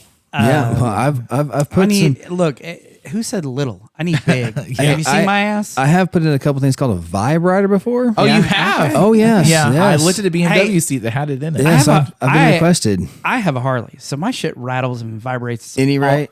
Yeah, So we're good. I had one old leather-faced lady came in with her husband, and she was very specific about where that thing needed to go. Okay. Okay, hold on. Hold on. Just as a side note, was this when you had your shop in Edmond? It was. Okay. It was, yes. Do you have customers come out What's to your her house? name? Gloria. I don't remember her name. Bro, I gotta go back. Hold on, I gotta fucking. I mean, he said Leatherface. I'm terrible. Oh my god, I gotta get terrible this with out of the names. episode I now. know. Holy shit. Most of my friends have nicknames because I'm terrible with names. Yeah, no, You know. I don't want to know what you think of me. Then No. he's like squirrel. Listen, it's fuck Cunningham fuck fight. Ginger. You're in my phone as Retard. Cody Squirrel. Retard ginger. That's nice. No, so when I was looking around, I was like, I didn't want one. Seats are so fucking hard to figure out anyway because it's like, oh, just let me drop $1,000 and Sure. Yeah. not know if I'm gonna like this. Yep. And it's like I don't want to send something out, and so it Yep. was like when looking around, like who does seats around here? Well, there's like 2 people in the fucking Well, city. there's more than 2, but it's finding the people. But and so your name was one that came up, and so He was like, but they were Is like, this a hot chick? they were like, It says Ashley. yeah, no, they were like, good luck getting a hold of him, and it's like, I have actually been told that quite a few times. If about you call my shop phone, I Yeah. answer it. If you Right. call my personal cell phone and your number's not in there, it does not get answered. yeah, I was because you Does prepped me not. on this, Yes. and you're like, hey man, by the way, put your name in now. And I Yes. was like, got it. Yes. Thanks, dude. I really appreciate So it. I have so many people that give out, like my friends, as Shelby, Brian, Right. Josh, Yeah. all Jason, all the Jimmy, all those just they have a bad tendency of giving out my personal cell phone number. yeah, I don't answer it. You're like, if you're not in there, it's the same It thing. I does have not fucking get 4 answered. houses. It's like I'm the like, I'm not CJ answering my phone. does it's not like get the answered. CJ thing. It's kind of the opposite when they're Yeah. like, hey, can Yeah. I? If Here's you- his number. If you call my shop number, I answer it every time, or I at least return the phone call. Because Right. sometimes Right. if I'm engraving, it's loud, I don't hear it. Yeah. Or if I'm on the table saw, whatever, I Yeah. don't hear it. I'll get back with you. But if it's my personal cell phone number, I don't even know if I have a message set up on it. I've never checked a single message Yeah. ever. Oh, dude, I want to call it right now. And find You out. can. I don't Well, care. but you'd have to put me. Can you reject No. it? Yeah, I reject it. Hold on, I can do it right now because that's how cool we are. Yeah, I literally have I see no you're idea. touching your Android dicks together right now. Shut the fuck up. We like quality phones, and we don't want to have the Squirrel Cody. Yeah, I just gave your you the. phone now has chlamydia. Forwarded to an automatic voice I'm not gonna give your number out on air. So yeah, Can you imagine? It's- 8 more people call you. 8 more people. 405-867-5309. I was like, it. if you have his number, give me That's the memory, it. dude. He kind of scared me at first because the first 2 oh, numbers are same. 8-6. I was like, whoa. I also whoa. went, oh shit, bro. Like, hey, hold on. said, That whoa. button doesn't actually work with that does not work the way we thought it worked. So yeah, I if you get the wrong number, Right. I don't answer it. And I apparently I don't have a setup. So and I've never one time this phone is I don't even know how to get You know, mine to Four or you change. know something there's going to be years some old. people out there that are not old enough to get that reference that are going to be like, oh, let me call 867-5309. I don't wonder what number that comes up with now. It's It'll like be fun. whitehouse.com. It'll be fun. But yeah, if you call the shop, then I answer it. And I am very upfront, like, I gave you my personal number because Yeah, you this did was tell me. different. Yeah. I told you. I said, Yeah. I literally said, put it in here now. And you called me from some weird number. And It's my number. I don't know. It wasn't came saved up, right. And no, so, it came up as the hyphenated last name because it's underneath Kim for the EMS Oh, yeah, stuff. because you took your wife's last Because name. I took my last one. but we had just been talking. And so I was like, maybe. So I answered Yes, it. thank you. And then I was like, as soon as we hung up, I was like, okay, Cody Squirrel. And I saved it in there as that. Yeah. So now Yeah. I know. But yeah, now that I've moved out to where I'm at, I'm kind of a hermit. And then, Yeah, and then yeah. COVID really screwed that up. Yeah. Because I then, mean, that was the whole point when I didn't go to Born Free. sure. I was like, I want to go here and do this. And so my wife's like, okay, let's go. To be fair. So I was down making personal contacts with a lot of people that we both talked to, like Sure. in some aspect. And then I got back home and I was like, hey, I talked to, Kyle and Vinyl House and X, Y, and Z and these people that we've been talking about and wanting to get on as guests or we want Sure. to meet and all that stuff. And he's like, I met Ashley. I was like, cool. did you talk to him? He's like, yep. I was like, cool, because I've also talked to him, but you talked to him for more. So I was like, good. Yeah, because we were Make like, my life easier. you were like, I'm a hermit. I don't like doing anything. And I'm like, yeah, we talked for like an hour and a half, just kind of bullshitting. And Oh, this is fine. Oh, It's- yeah. I just, I don't know what's happened over the years, but I just don't like going out in public. Oh, I do same. You know, and, Like and- the older I get, I like Clint Eastwood and what was the Golden, Gran Torino. Gran Torino, yeah.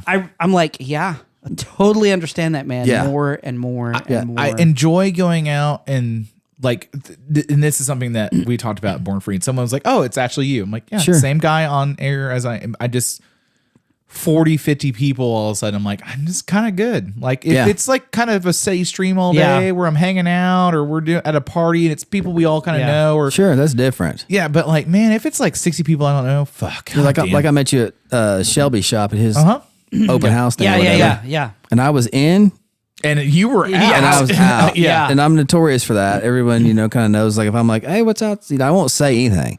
How I'll just the fuck is disappear. all the Billy Goat guys? Dude, but I What do get you mean? How is it? Because Shelby does that. So Shelby was at my birthday 2 years ago when we did it. Sure. So I was like, hey, this is my buddy Shelby. And everyone's like, oh, hey, man, like, nice to meet you and all that stuff. And then I'm going up to the bar to get a further drink. Yeah. And Shelby is trying to Irish goodbye me. I was like, it's my fucking birthday. He's like, oh, I was going I to say. totally get that though. No, him, no, him I- and like Donnie's the first Donnie, one. That, yeah, Donnie was the first one. Is like turn around and he's just Gone. And I'm like, no, I get it because I was kind of joking with him one time and talking about it. He's like, I don't want to. It takes 45 When I'm minutes for ready us- to go, I'm ready to I'm go. I gone. don't want to Yeah. spend 40 Yeah. minutes Telling everybody fist goodbye. bumping everybody Nope, and telling I'm just- everybody I just goodbye. disappear. Yeah. And I'm like, yeah, no, I And I will- totally, I fucking respect that. Get it? Like, And I'll just straight up text Donnie and be like, hey, man, talk to you later. He's like, thanks, dude. See you next time. Yeah, and Shelby's thing, Shelby and Brian's shop, Aaron busted me because I saw all the Yeah. I saw all the Aaron dudes. was busting a lot of Yeah. people. Don't worry. I saw all Yeah. the dudes were inside, so I was like, I'm gonna slip out the back over here, and I just bounced, and she didn't notice me. She saw my wife, and I was like, God dang, here we go. yeah. Yeah. And so that was where I met you at. Yeah. and that kind of stuff is fun. Oh to yeah, go because to. I forgot you were like, and I was like, hey, well, 5 minutes, maybe, even if it takes 5. Yeah. Yeah. And you're like, cool, yeah, it sounds great. I'll come on a podcast later. Just message me. Yeah, I was like, I have no interest. And Aaron was like, you got to go on there. I said, okay, fine. Yeah. Aaron, Yeah, Aaron was like, he's cool. I said, okay, that's you. That was Right, I need a little bit of a vouch, if you will. Right. No, and totally get. We've run into No, that. yeah, and it- no, and that, Yeah, it's and what's there's certain people, and if Aaron says you're cool, you're cool. Yeah. That's all I need to hear. Yeah. That's Yeah. all Hold I on. needed to hear. Well, just the text message I got. But we haven't even gotten what I was going to talk about for you. but yeah, well, and that's like when you were up there and I was like, oh, let me go look at this thing, and I was like, I'm putting it on the raffle, and Yeah. Plus, I was like, I want to go see like what trade's about, and Yeah. going in there, and then we start talking, and it's like, the gravel bikes, all the motorcycles. That was and, one of the things that you found him because of the seats, and then he was suggested to me because he was like, hey, a couple of people were like, oh, he rides bicycles. I don't know what kind of bike. They're like, oh, it's pedal shit. So then gravel stuff, and I was like, Yeah. oh, cool, because we can talk about because thanks, Papa. Cody loves gravel. I do too. Well, I actually we've do. It's talked do. about it. It is my favorite, like above all else. I love it just because of you're out by yourself. You're out. Yeah. You're in literally the- out in the middle of fucking nowhere. Yeah, That's and what it's I like. awesome. Yeah. That's what I like. Like you I know? still don't call myself a bicyclist. I say Cyclist. I'm a retired trail runner. yeah, Fair. That's what I did for a number of years. Ran 50Ks, 100Ks. that's insane. Wait, Yeah. hold on. How did you bury that? Well, you didn't ask yet. We didn't get there. Jeez. The only thing I got going on is the cranium. And so, yeah. And Yeah. I was told about photos. there's no photographic evidence of anything I've ever done. Yeah. No, I'm pretty sure someone sent me one. Unfortunately, there's a lot. And I used to like alcohol. I still like it, but I used to drink it a lot more, and fun things happen. But whenever COVID hit, what was I going to do with myself? And Yeah. I was at a point where I was drinking too much, Yeah. and I needed to kind of get in some kind of shape. Yeah. And I live right out by the Calypso trails. Yep. Yeah. Yeah. And so my kid actually found those. My Okay. oldest kid, and Did he just like wander into it by accident? no, Okay. he got on some app, and again, I'm not a technology guy, so I Maybe it was like All Trails. Yes, it's all Yeah. trails. Something like that. Now, you had previously been larger, like kind of us in life. Yeah, but I you was, lost a lot of weight through jujitsu. No. Funny story. Used to before we had kids, every summer we'd go down to the Illinois River. Okay, and float. So and float the river because I grew up in Muskogee, so we spent a lot of time there. Yep. Naturally. And so the wife and I were heading down there with some friends, and we lived at the Links in Edmond at the time. She was in school at UCO. yeah, I did that. Yeah. apartment complex. And so, Sorry. you did? Okay. Uh-huh. So you know how we had a one bedroom, but it had the giant 4x8 mirror for whatever Yeah, reason. I don't know why. Yeah, I was like, that was a design standard too. I don't. yeah, That's called a fuck mirror. Well, I can tell you, most of the people I saw in there did not need a fuck mirror, man. we were newlyweds, so did you get used to that a few times? Yeah, like it was either newlyweds or like, oh my god, my grandpa lives here. And then what's crazy is we moved there, and an ex-girlfriend lived above us.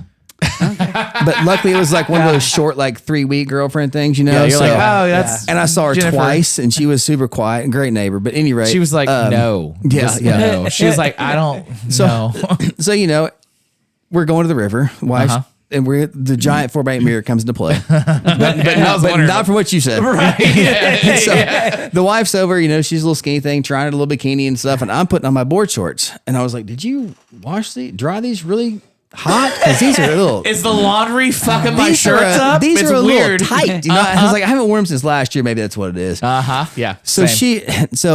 I'm looking at her and I'm looking at me and looking at her like me. And I was like, we don't match.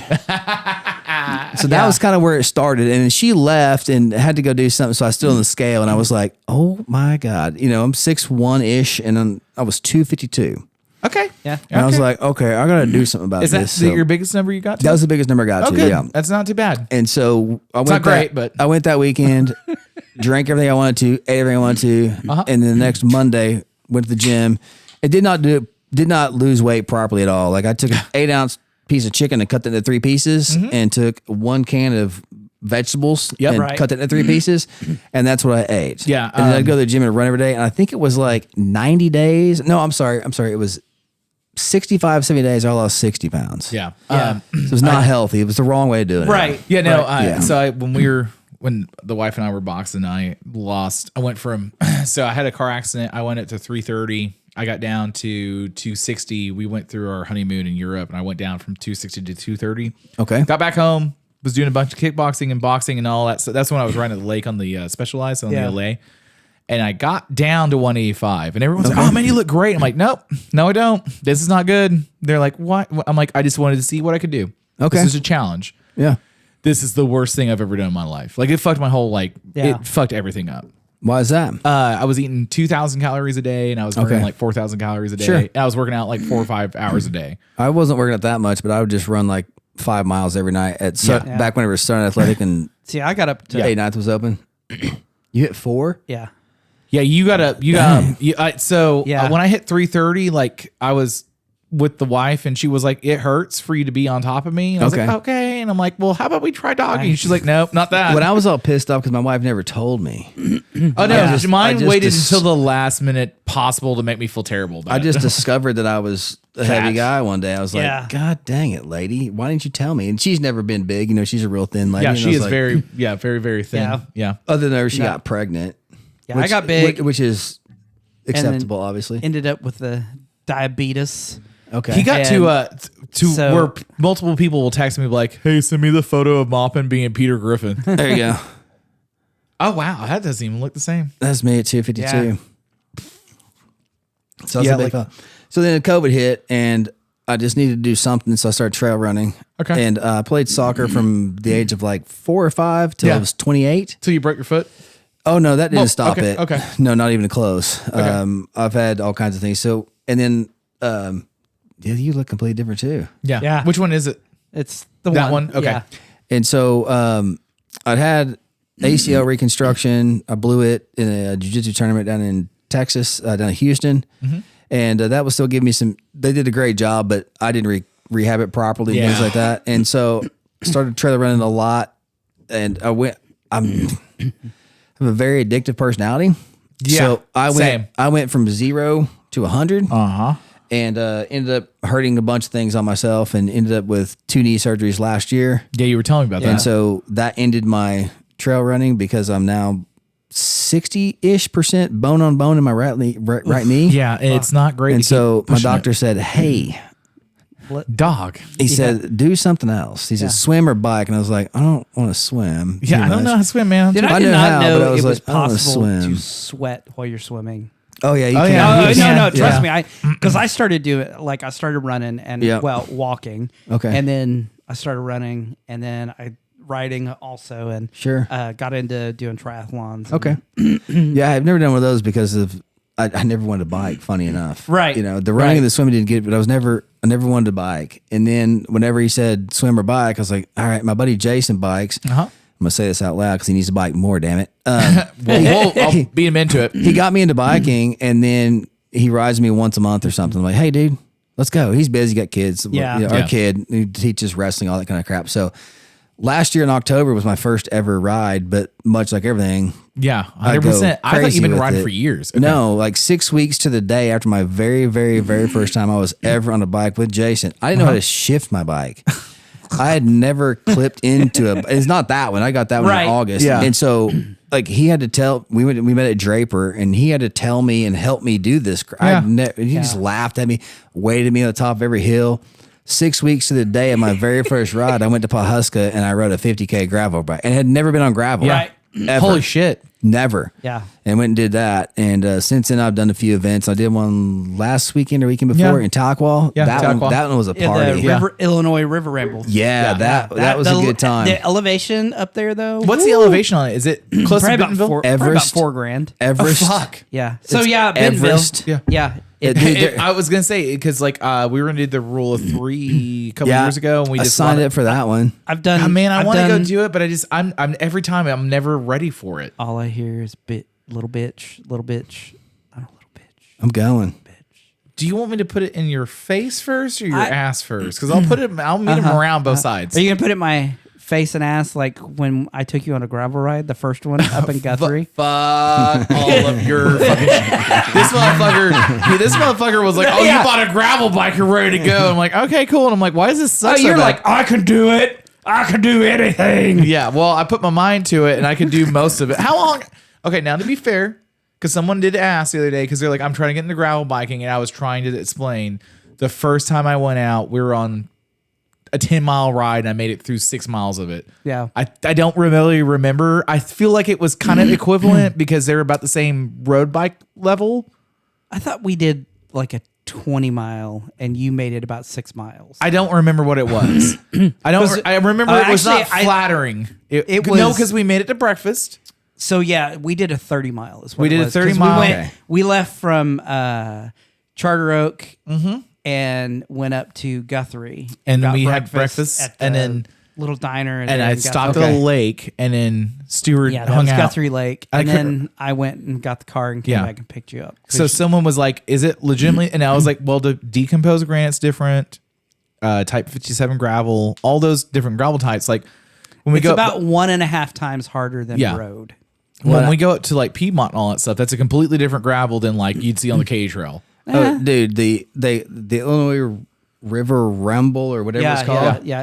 The I told- Illinois River Ramble. Yeah, I told Because I the- was looking at it. I told the dude that put it on, you know, it was I told some Fuck people you, piece of shit. at the A station, I was like, you guys need to like correct this. And they were like, tell him like where you're gonna be like act like you're pissed at first. Yeah. And so because he's in the orange hat, so I get back and I go, hey dude, you put this thing on. Man, I got 2 things to say. He's like, all right. I said, first of all, you need to really reconsider what you call this. This is not chunky gravel. This is goddamn river rock. Oh, is And this like fucking baby headstones? Dude, I mean, if you've ever been on the river, Yeah. it's like all the downhills were like Slushy, riding it's- on the river. I mean, Yeah, it was. it's I slushy gravel. was Yeah. literally just holding on to my handlebars, doing Yep. between 35, 40 miles an hour down hills. And you're like, if I died, And Rule of 3 today, has some yeah. parts like that. Yeah. And I die. I was all over the place. If I was riding too wide, I would hit people. Yeah. And so Yeah. it was just all over the place. And then I was like, and then after I got to that, his eyes got a little big. I said, "Don't change the thing. That was awesome." Yeah. And they told me to say it like that. You know, Yeah. it was. I was trying to find the elevation, but I don't know how to work Garmin. So It's- Yeah, you're gonna it's- have to- hold on. So did you do the 50 mile? Because I was looking at it You guys talk about the Garmin for a little bit. Hold on. 62 miles, I think. 62 miles. Jesus Christ, man! Yeah. All right, Ash, just it was, fucking measure your balls out. I want to now. say it was 4,100. 61.85 is what my Garmin said. Nice. Oh, I don't know. Hang on. It'd be nice if I went faster. Do you know how to use Garmin stuff at all? Sort of. All right. I was trying to. Hang on. Let me see. Oh, maybe I figured it out here. I was looking for the ride with GPS because I had looked it up. Oh, here we go.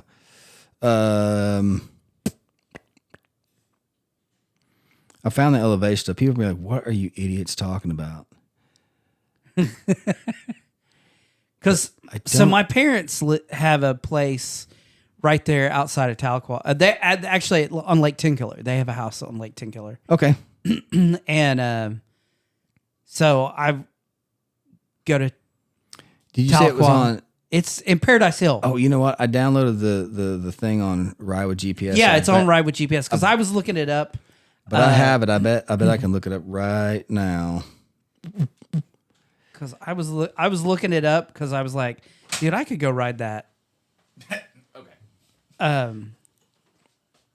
And like I wanted the route, because it looked decent. Dude, there was the second climb was ridiculous. Yeah.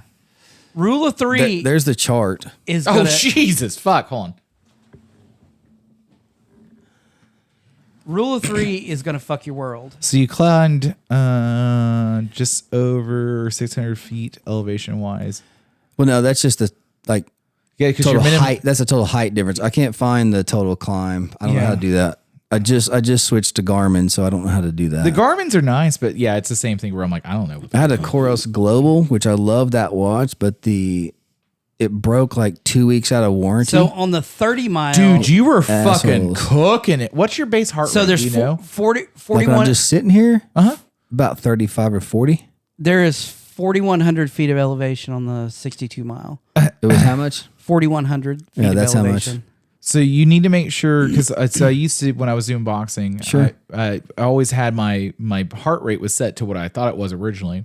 Yeah. And eventually I got down to 30 resting heart rate, which would freak a lot of people out because they didn't know. Like Yeah, like when I give blood, I had to call and talk to a doctor so they would let me to know that it wasn't like crazy. yeah, because they're just thinking like, oh, he's about to die. And then whenever I like have surgery, the monitors are going off all the time because it's so low. Yeah, and so on my fitness tracking app, I do because right now my resting heart rate's probably like in the 60s right now. Okay. But when it was down, like I got I don't think mine's 40. I don't think mine's 35 right it's now. not that. It's yeah.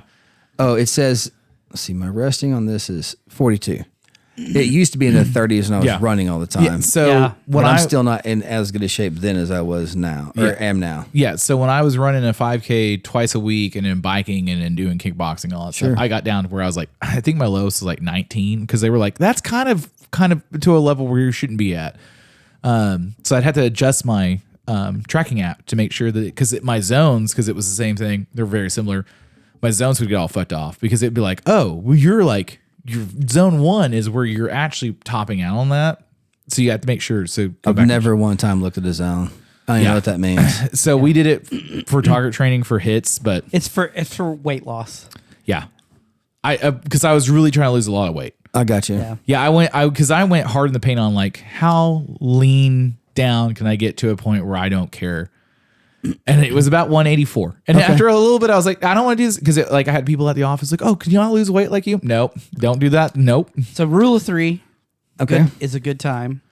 I've heard that. It is a punch in the face right out the gate. Like That's- yeah. 2 miles into it, you hit just a fucking elevation that's like 2 miles. You're just sitting there, head down, like it's a Mike Tyson punch to the face. That's the kind of stuff that I enjoy for whatever stupidity is in my brain. I think you have a thing about that. I think it's a condition. the first- glutton for so the punishment. yes, I enjoy that. the first year I did it was, I think it was the first year that they did it. They did I it. think that's what we figured And, out.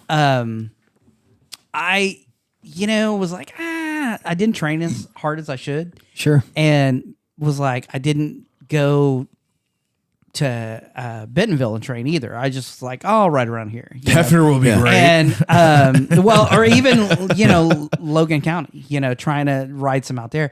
It's like you need bigger hills. You need out, west or east of Noble. Even out like where I live on Lake Thunderbird. Yeah, everywhere. Well, and so out there, kind of like Noble area, there's some big ass hills, and then coming back towards like Choctaw area, there's some big ass hills, and even north of Arcadia, you get where it's pretty hilly out there. Yep. But I was like, I'll be fine. I was riding a lot, like I was riding 4,000 miles. Sure, and so I was like, I've got it. I'll be fine.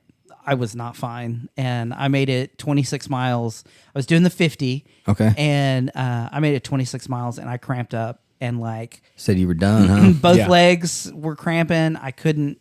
I'd pedal and the one coming up would start cramping. And so I'd straighten it out and then this one would start cramping. And I like froze up and just called my wife and was like, come get me. Here's my pen. Come get me, and so I was like, okay, I'm going to finish it. That's the one thing I'm not, so I didn't finish that year. I went back the next year and finished, and it was no joke. It was tough. And like riding single track on a drop bar, and it was raining and like it was fucked off, but it was, like you said, it was fun. And isn't there like 107 mile one or something like that? Yeah. That's the one. That was the one. So that's the one I signed up for. So the second year we did it, what's his name? Armstrong, Lance Armstrong. Yeah. Okay. Was doing it. He did the 100-mile with him. Need to get on some other guy, some of his medicine. Yeah, where they put drawing the blood out of your balls. Yeah. It was him, some woman, and some woman and some other guy, and they did the 100-mile in like, I want to say 3.5 hours. Like they were cooking. Yeah, well, because it's Lance fucking Armstrong. I mean, you're right. It is. It's even at the Armstrong. end of the day, if you think about what he achieved without anything else, he has a different. The way he oxygenates his oxygenated blood is different than normal people. Way higher. Yeah. And everybody gets stuck on the drug thing. It was like, dude, they had to go to, I think it was like number 28 to find a clean rider. So it's like, shut up. Yeah. Well, and that was the thing. Is like number 28 was still like, like he was still doing something. Like probably. Well, because it's pretty and pretty tight. Even the ones that weren't were actually doing blood transfusions with oxygenated blood because it just gets it gets it up. But the way his lungs and everything, his not a freak of respiratory system works, he is actually a freak of nature. Yeah. Sure. Because I was watching a whole deal on it, and they were talking about what's that documentary on Netflix about that? Yeah, but we're that one. Yeah. But he was cooking. But so I did it that second year, and I actually trained and went out and did like. Rode 3 times out in Bentonville, did the shorter ones and like actually did it through, but finished it. But that elevation's no joke. I mean, there's one part where you cross over into Missouri and you're literally, you ride up a mountain and it's on the road, but you're riding straight up a fucking mountain. And what grade percentage is it, do you think? Is it like when we went into like Augusta where 6.5? No, because it had to be more than that. Because when we went up to Augusta on the Katy Trail, where like the brewery is at, like it was more than that, wasn't it? No, it's probably about that. But it's God, like damn, that's terrible. Then you're doing for a couple miles. Like I mean, I'm just saying 6.5, 7 on a bike is no fucking joke. No, that's those one in Tahlequah that I I'm still pretty new, and so we were going up the hill, and it was so steep that I stood up.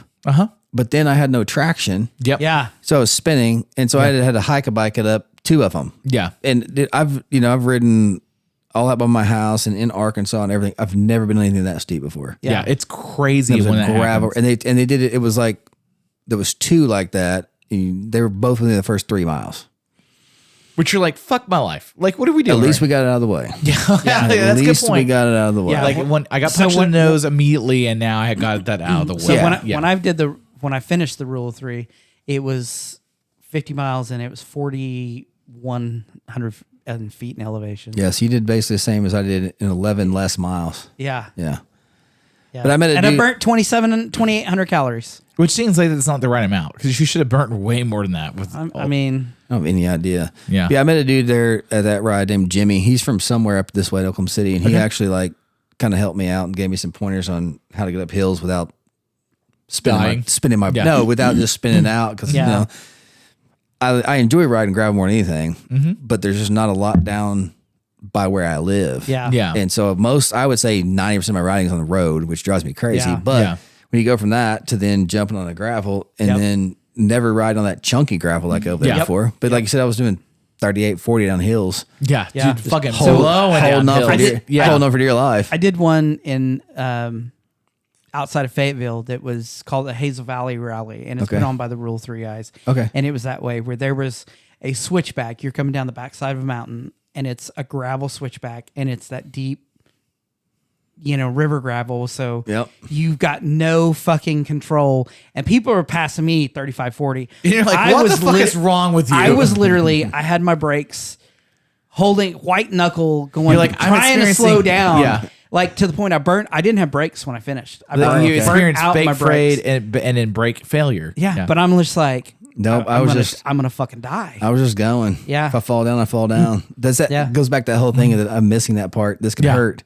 Yeah, I'm just going. Yeah. He's smoking a cigarette out of his mouth. He's like, "Hey man, I'll see you later." Just Yeah. going. Yeah, that's well, and like rule 3 when we were trained for it, I was like, it can't be that bad. And then people came back like, dude, it's the worst thing you've ever done. yeah. I was like, no, I can't be there. Like, no, it's No, the worst. it's pretty hard. After you're done, you feel like, oh yeah, I finally did it. I accomplished it. But And Yeah. my dumbass signed up for the 100. yeah, I mean, you'll be fine. Are you doing Mid South this year too? Maybe I haven't signed up for it yet, but I should. So Whitaker was asking if. Well, no, hold on. yeah, I talked to him. Yeah, so and he said Whitaker he was doing it. He's doing the Mid South 100, I think. Yeah. I think And see, that's the other point. That's the other thing that's wrong with my brain. If there is something that's higher, I can't not do it. Yeah. I So- can. I can't. Well, and so- I mean, broken. I've done the Yeah. 50. It's And broken. that's what I'm like. The 50s, I don't mind it, but Sure. yeah. You know, when I was trail running, if there was 100K, I had to do 100K. Fuck And, that. you know, I was training for 100 miler. That was when I blew my leg yeah. apart. But, Do most you I've know- ever done is 25K, and that was awful. okay. You know Cal, right? That's behind Whitaker's Yeah. shop. Okay, so he has a buddy that's out in Western Oklahoma that he used to do like 100-mile like trail running. Okay. He's at ultra marathons. Do you know who I'm talking about? I don't. Hold on. I'll I know. figure it I out. know Kyle. Yeah, I'm trying to figure out. I don't know his buddy. He's an older guy. There's Ray that also I work with Ray that does ultra. Okay. Shoot. And he does the Mid South, and he was at Illinois River Ramble. Yeah, I was gonna do the double, but Yeah. they said no more running. So Yeah. Yeah. Well, I can't find him. Yeah, especially if you're going to hurt yourself to that point where it's like you might not be able, because we were talking about like one of the reasons that you're not doing interiors anymore is because it's hard for you to get down on the ground. yeah, well, I have a disease in my spine. Okay. It's called ankylosing spondylitis. It's just a big fancy term for rheumatoid arthritis in my spine. Is it just in your spine? Well, it's in my spine, but because it's nerves, it affects all kinds of areas. And so, like, I've had injections in both my hips to like deaden nerves and stuff like Yeah. that. If I eat bad, my hands will swell up where I can barely make a fist. So what do you mean by bad? Like a lot of McDonald's or like? Oh yeah, if I eat McDonald's, and my face will swell up like a tick too. Okay. And my feet swell every day. Okay. So like normally, like I never wear shorts. well, which I'm in a pair now because I'm gonna go right after this. I heard this is different. Yeah. But no, like if you come by the shop and it's 105 outside, I'm in pants every day. So why do you wear pants all the time? Because I wear compression socks coming to my knees, okay. and it look like a jackass with shorts on. no, because you look very professional and athletic at that point. But I'm not. So yeah, so I wear compression socks to help with the swelling of my feet. So that's the main reason why I got out of interior, or I'm getting out, is because it's just so hard on my back Body. to get Yeah, down and yeah. up anymore. The knees and stuff, they've all been fixed. I've got great doctors. Love the guys at McBride. They take care of me. Oh yeah, nice. And, Okay. yeah. That I've paid for some of their Maseratis. some of their Maseratis and maybe their weekend vacation homes and things like that. Put a few kids through college. Yeah, with as many surgeries I've had there. But yeah, so that's why I'm out of it, is mainly because the back okay. it gets Yeah. me. Yeah. And as I'm getting older, you know, Have you done any of the unbounds? up in Emporia? Nope, I haven't. Like I said, I'm Now, still Unbound, you've I'm talked still about brand quite a new. bit. I would like to do Yeah. it. Well, you know what? You should well, I'd say you should educate him because I don't know. I'm still brand new. Yeah, still learning. Unbound's fun. Okay. It's Flint Hills is a different. I was gonna say that's the one that's like. Is that the one that Emporium? goes down like the railroad gravel no, roads no. on the side? No. Okay, no. because there's a big long 100-mile trail race up there that goes. It's like on pea gravel, and I was training for that one and one in Texas, and that was what Okay, blew my kneecap okay. apart. Oh shit! Ugh. The Texas that was the. Were you training for the East Texas? No, it's called a Rocky Raccoon. It's in Huntsville, Texas. Okay. It's a 100-mile, all like you don't touch Tarmac the whole time at all. It's Yeah. complete dirt, and Okay. it goes down there and like I say, like you see alligators every time, but it's in like February, so they're like kind of half awake. Hey, that And- sounds kind of fun. Oh, it's a blast, but there's no come on. there's no bikes. Do you though. not It's remember- all feet? Oh no, It's never. all foot Sorry. race. I was about to say. Oh, I thought it was bicycles. Do you I was not like, No, it's remember the all one foot in race. Gainesville that I took you to that I had to pick you up from a gas station there? yeah, I was not. Well, I mean, I'm Throws you under the bus a lot about this picking yeah, from gas but stations. dude. He wants to hold everything over my head. I got you. Or the Katy Trail. When You want to talk about night trips when you was fucking holding your hair back, motherfucker?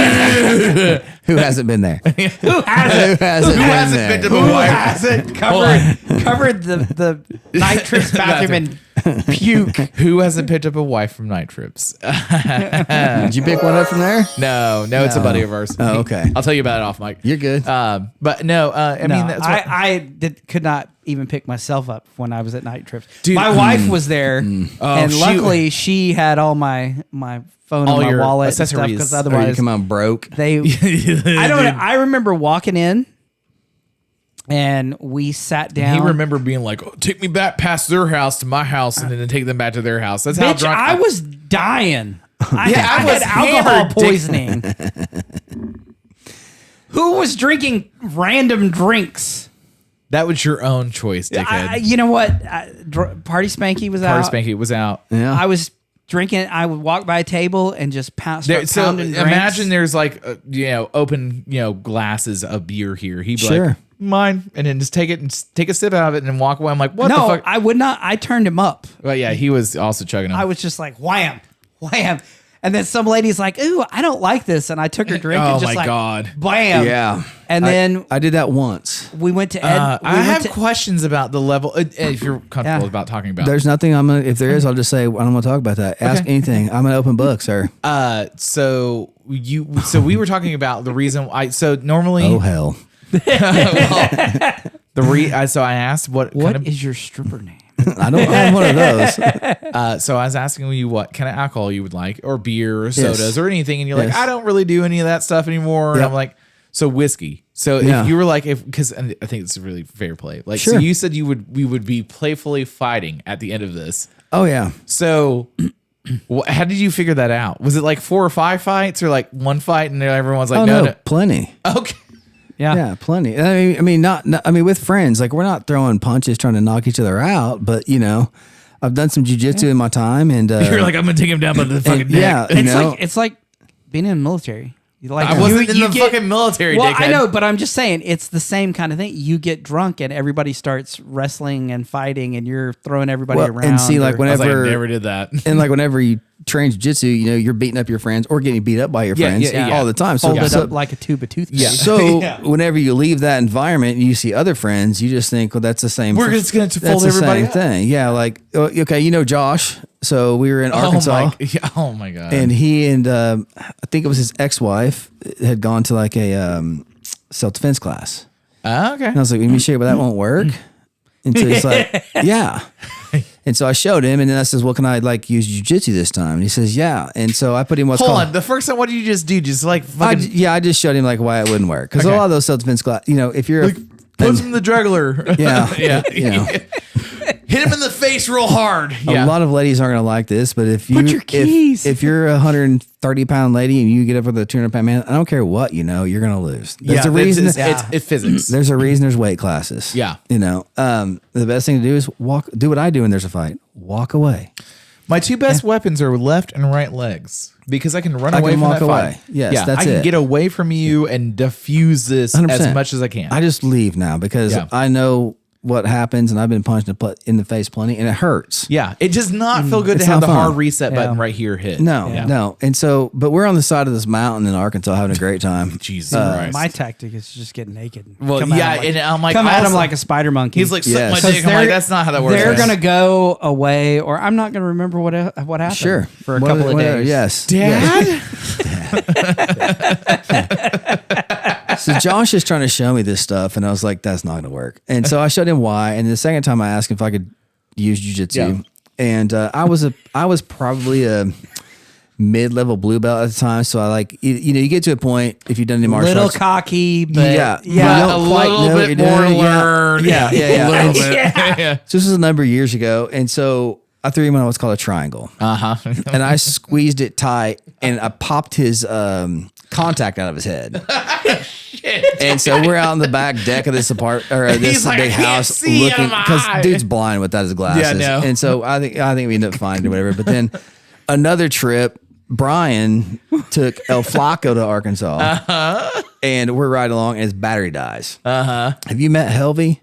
No, I haven't met Helvey yet. Have you met Helvey? He's don't think- probably 6'5", 3.5. No, I was gonna say he's a big boy. I've heard about him. But I haven't Yeah, I met mean him yet. he played D1 ball at OU. Yeah. He's a big dude. And he was Yeah. a wrestler and stuff. So we're on the side of the mountain. We're talking trash while we're waiting on the thing to come here. So we start wrestling around. And Josh is videoing this, and he starts yelling like he's a spider monkey. He's jumping on his back. So I end up choking Helvey and making him tap. Dude, someone has to give us a video for this. I have a picture somewhere I can Okay. find of me. I ran up. He wears a big kidney belt. So I ran yeah. up to his bike and grabbed the kidney belt and ran down over him and holding it up like this. And he's like, "Yep, you won the championship belt." So that was a joke about that. So All I can think of is Joe Pesci in Casino when he's like, "You dumb hick motherfucker! Yeah. You made me pop your eye out of your skull Yeah. for that."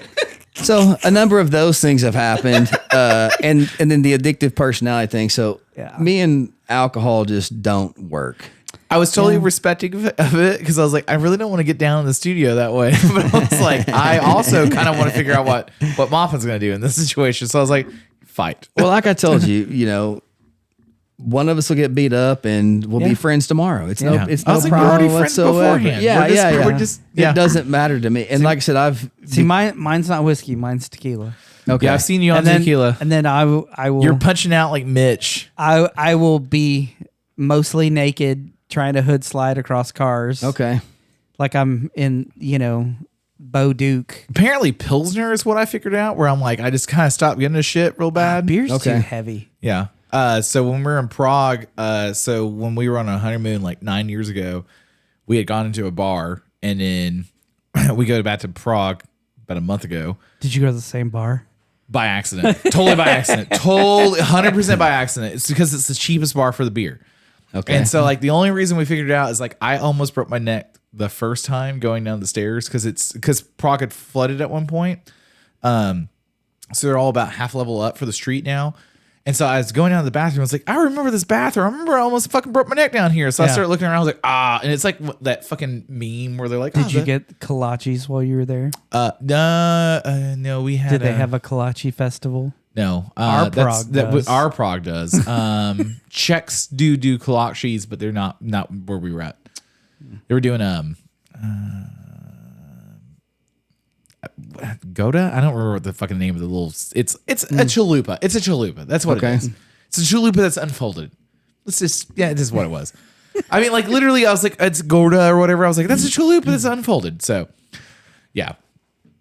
So when we were in Prague, I was like, oh yeah, I've been in this bar. I've been very hammered here before. Do you find the picture yet? No, I'm trying my best. I was trying to fill dead air. I was like, it's the best. I'll find it and send it to you. If Yeah, nothing you else. it's fine. Don't worry about it. It's amazing.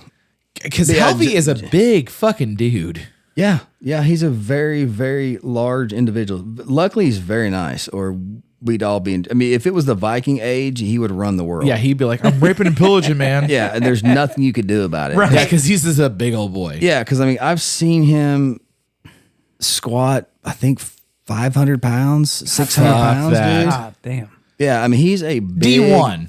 I mean, yeah. Yeah, I mean, he's a big dude, and like I said, he's luckily he's a nice guy. And he used to have big long pigtails, look like Willie Nelson's. Yeah. And then as that he's a welder, so that welding cap had to keep coming down lower and lower to hide it, and then finally it was like way up here, so he gave up. Yeah. And now he's just, We need to get Helvy on. oh, you did. He wants some stories. That guy will tell you something. But yeah, Write that down. Jot that down for me. Yeah. Yeah, now he's got a skinhead like mine. just because. Okay, hold on. Yeah. So you're 46 this year? No, Next year? I'll be 47. When did you go 47. Costanza? Yeah. When did that happen? Well, I started. The people do losing, wanna know. Yeah. I started losing my hair, and I was like 19. Yeah. Oh, really? Yeah, I was super young. Damn, dude. I'm sorry. That's all right. And so I got married at 23, and so she wanted me to have a little bit of hair, so I kind of grew a little short thing. Right. And then after that, it was like She's gave like, up. babe, why do you have a 7 head? Yeah. Well, at that point in time, it was just 7 kind Up, of son. It was just kind of this part. Oh, you had the Widow's Peak thing going on? Yeah, a little bit. Yeah, But yeah. now I've got the full cul-de-sac. I mean, it's like Yeah. way Yeah. in the back Yeah. now. You got like the half-eaten donut. Yeah. Yeah. And Like like, Costanza. yeah, and like for years I just used clippers. Yeah. And then one day I saw a picture, and it was like I had just done it with clippers, and I was playing with my sisters as kids, and it was like a picture above, and I was like, "Oh God, that looks terrible." So Yeah. then I started going with the Bic razor, and I just razor it every 3 or 4 days. So, So probably since I was 30. okay. Maybe. You had a pretty good run then. Well, no, I mean, no. I've been shaving my head since I was in high school, and then grew it out a little bit. Okay. Whenever I got married, and then it's You're been like, what happened? it's been shaved for sure since 25. Okay. Yeah. Oh, God, that's rough. I mean, if you don't know your barber well enough to be like, hey, man, there's a bald spot on the back of my head, Yeah. go ahead and just shave everything. That's what me and my barber have an agreement with. No, I haven't had a barber since high school. Well, Maybe even middle school. He's like, 'cause I was shaving saved my so head. much money. yeah. And my kid, my oldest son, has thick, awesome hair. It was like, Yeah. You're like, nice your and- necks are running through you, Oh, son. it was nice. And I told him, I said, dude, enjoy that. Well, Yeah. You got about 4 more years. yeah, well, he's Well, gotten. Yeah, we'll see. He's gotten real big into running. Okay. And he's like, I'm slimming back. oh, he's like, dude, it is wearing me out, bouncing in my head. So he shaved his head. Yeah. So I have 2 skinhead kids at home now. And you're And like, we're not that kind of level of family, though. yeah, and my other son had hair like to here, and it was, I mean, beautiful. Yeah. I mean, it's weird to say your son has beautiful No, hair. no, no. I mean, I get it. Yeah, Yeah. beautiful hair. Yeah. And then he wanted to cut it off, and he gave it all to like locks of love or something. what I do with mine. And now he wrestles, and so he shaves it. We had And- some friends that had some decent hair. Then Harrison had to go fuck it up. What? She shaved went all like shaved his head. I didn't realize. So I always wanted to have long hair. My dad wouldn't let me do it, but I grew up with him having a machine shop, and then met her, the wife, sheriff, and then so I wanted to have long hair. Okay. And then she's like, the only way you can do it is you're going to give it away. I was like, all right, cool. So like, I was like 22 or 23, and I grew it out for locks of love. And I was They're like, sir, we don't take pubes. you know what was okay? Now I will say it's funny enough. So her cousin was going to be the one to cut it because it has to be like they have to have a special acceptance to be able to do it or some shit Yeah. like that. Yeah. So it was a whole thing. They had to braid his a certain way. Yeah, and it cut was, it, all and that so stuff. she would be like, "You're so close, and you're yet so far away." And so I was like, I think I was like 2 or 3 haircuts out, and she was fucking with me for a little bit. She's like, "Oh, I'm gonna get one more out of you," but she was like, "Yeah, you're gonna have to do this and this." I'm like, "God, just so ready to be done with this." She's like, "Yeah, you got a big ball spot on the back of your head." I'm like, "What are you? What? What?" She was like, "It's basically the cul-de-sac where she's like, oh yeah, you just have this." I was like, don't do that to me right now. Yeah, don't do that. Yeah, mine's just gone. There's no fixing it. I could go to Turkey, and there's no doctor that's gonna fix this. It's just Turkish gone, haircuts dude. were still a big thing when I was over in Europe last time. I don't know what the Gonna fuck have those are. rows of farmer plugs. Yeah, it's just not gonna Yeah. work. It's I'm not good. work. I mean, because like a bunch of dudes are going to Turkey and getting the stuff taken off, but there's just not enough left. Yeah. Okay, so we're almost at time for your episode for this episode. Okay. I do have a question. So it was brought Fire up. away. So now that we're fully into this, did you ever see the movie Waiting? Oh yeah. Okay, so the cranium joke. Yeah. Sure. Yeah. You did not. You're. No, I know the I know the movie Waiting. Well, And, now you're getting into the full yeah, joke. the of brain. This. Yes. So I heard that there's a lot of photos out there. There are. Are you doing the Abraham Lincoln There are. Batwing? No, I just drop them on people's gas tanks. Oh, is that what Nice. you're doing? Yeah. I was told Yeah. because 2 motherfuckers in this room want to be talking about the sunsets. Yeah. Hey, well, you know what? There was a time when at a bike night, somebody Yes, you can go ahead and tell Okay. the story so I can go pee. gave me their camera and was like, "Hold this! fucking I have to go prickhead." do this." Yeah. And he ran off to go do something, and I looked at my wife and I was like, because we're in Edmond, we're at the rail yard, Sure. and I'm like, we got to go right now. And she's like, okay.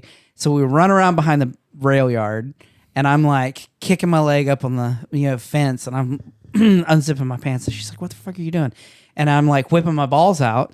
And like, okay, I got to get the sunset and the sky. So I took a picture where my balls are just in the top of the frame, and then like turned it off and went back over. It's his camera? It's his camera. And like, I kept waiting because I was like, when's he gonna, he's gonna go to edit the pictures. Sure. And this motherfucker, like, never edit. He's got pictures from like 10 years ago that he hasn't edited. So I kept saying, "Oh, did you get those pictures done? Did you get those pictures done? Did you get those pictures done?" I've never edited a photo in my life. Yeah, but he like, I'm a photographer, and it's like, well, you have to edit those Okay. pictures to get them off the card. Sure. And so finally, Assume the customer is like, "Oh, this bike's not being rode for the next 5 years. Just take your time with my Yeah. seat." Sure. So I get all these messages about, "Do you have the photos yet?" And I'm like, dude, I'm like 4 months behind on all these other photos. I'll get to it in a little bit. Yeah. And then I finally opened up my computer. I'm like, what fucking happened? I thought my fucking camera had a seizure. I thought it was like full like, I'm like, I don't know what the fuck is going on. Cause like I'm zooming in. I'm like, had to like get it all like, Yeah, but the slow play joke was even better. yeah, dude, yeah. cause like when I finally saw like kind of what I thought were nuts, I was like, oh, but like, like once it all like fucking the usual suspects piece itself back together, I was like, oh my God. Oh. Sure. Yeah. So I was so told. I have a question. Carry on. Okay. So you're engraving. Yes, sir. You don't have to say who or what, No, you're fine. but have you ever like, just engraved something a little personal, like maybe a small, tiny little dick somewhere that cannot Well. be seen? You're like, I put a dick on your bike. Well, funny. His name Cal. Yeah. No. Well, funny story. Okay. So, Yes. no. It's Colin. completely above board. Completely above board. Okay. Promise you. Now, Yeah, okay. There's a gentleman in Edmond by the name of Ryan Dolph. Yeah. Yes. Oh, Yeah. Mr. Dolph. Yeah. Do you know Okay. Dolph? Yes, I Yeah, know Dolph. okay. We know Dolph. You know, Dolph. We know Dolph pretty well. We should get Dolph on. Have you actually. seen his Sportster? Yes. Okay, next time you see a Sportster, look at the engraving very closely. He was my first ever paying engraving client. So Really? I Okay. screwed up a bunch of stuff before, and Okay. like I said, and he came in, and I knew him, but I didn't know him well. It's I same knew- way I- that we know Dolph. I knew him through the Guthries. Yeah. Oh yeah. Yeah. Okay. And, Yeah. and so he comes in, and this is what I hear. He says, "I want some, Sailor Jerry type, what flash kind of stuff." Right. on my forklift. Traditional Yeah. American Yeah, tattoo flash art. Yes, and he says, "What I hear is, Dicks. don't be hiding dicks in there." To which, I'm gonna hide a dick in to there. which I respond, because he's my first paying client, and I don't right. know him well. Right. To which I respond, "I'm not going to hide dicks in there." He says, "No, you didn't hear me. You have to hide dicks in there." Fucking kidding me? All my life. So he pulls up his arm, and he's got like a castle or something on his arm, and all of the windows are in the shape of dicks. of dicks, because it kind of looks like Right. if you think It's of like like the- it's like Dolph, I've seen stars. Dolph was walking around with a tattoo with dicks It's on like his the arms. Little Mermaid castle Yes, that's I made out got of the- dicks. Hold Yes, on, I had the case in the other office room. Holy shit! But you've seen like old cathedral. Yeah. They kind of Michelangelo's have. painting dicks on the 16th Sackle. Yeah, I've been there. I've seen it. They kind of have that shape. Yeah, right? they all look like dicks. So he says, like, you have to hide them in there. So I was like, oh crap, how am I going to figure this out? You Yeah, know? like how am I gonna hide somebody? Did he go like I want 1,000 to Nope. hit? He walks away. That was the whole conversation. So That is a fair way to leave a conversation. Yeah. I'm just like, I call Harley up because Harley was building the bike, and I said, "Hey, I'm not familiar with this old of a Sportster. Which one, and the legs are shaved and stuff. So which one goes which way? And so I didn't want to put them on the where do I outside. put the dicks at? Right. That was the whole reason why. And so if you look through the spokes, you can see the dicks, and they're hidden on both sides. Holy shit. One is like it's been a long time, but one is like cherry blossoms for the balls, Right. and then it's actually shooting spider webs. Nice. Yeah. Because This is my new favorite episode. because spider webs are very traditional tattoo Right, stuff. So right, I right, hide it. right. So no, I don't think anyone's ever spotted it, and it's like striped. The dick is just it's got like stripes Right, to kind of break it up. And I think on one of them I even put a couple of veins, if I remember correctly. But it's been a number of years. But yeah, so on his bike, that was my first ever paying client. Is I heard him say, "Don't hide dicks," but no, he said hide dicks. Oh. So yeah, that's Randolph.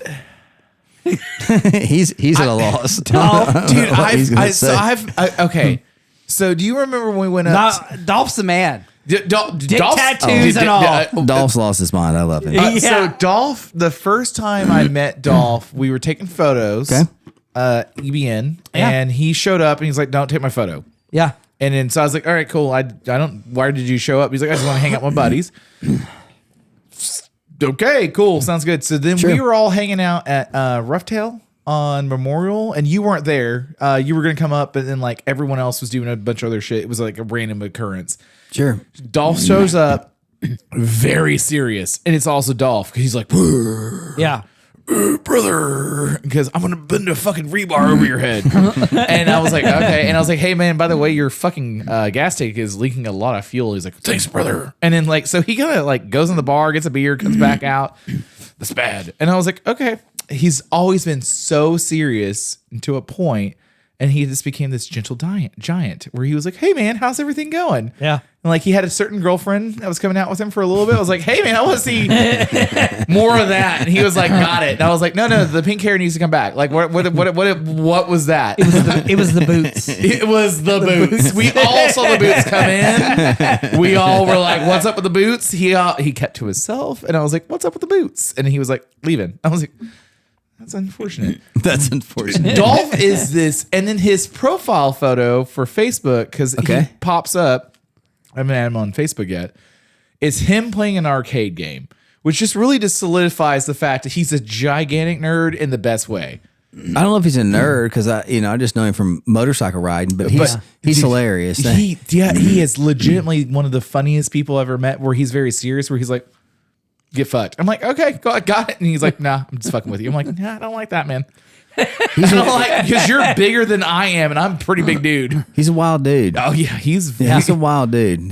He's fun though. His Jerry Cole haircut thing he's got going on. I haven't seen him. I guess it's been this December will be 2 years because I did Harley Guthrie has a we're getting him on soon. Yeah, a Christmas whatever party every year. Yeah. And about every other year I can make it because he always has it like early in the year, and I have other crap going. I'm the oldest of 6 kids, and so we've got things going nonstop. Yeah. And so I saw him there.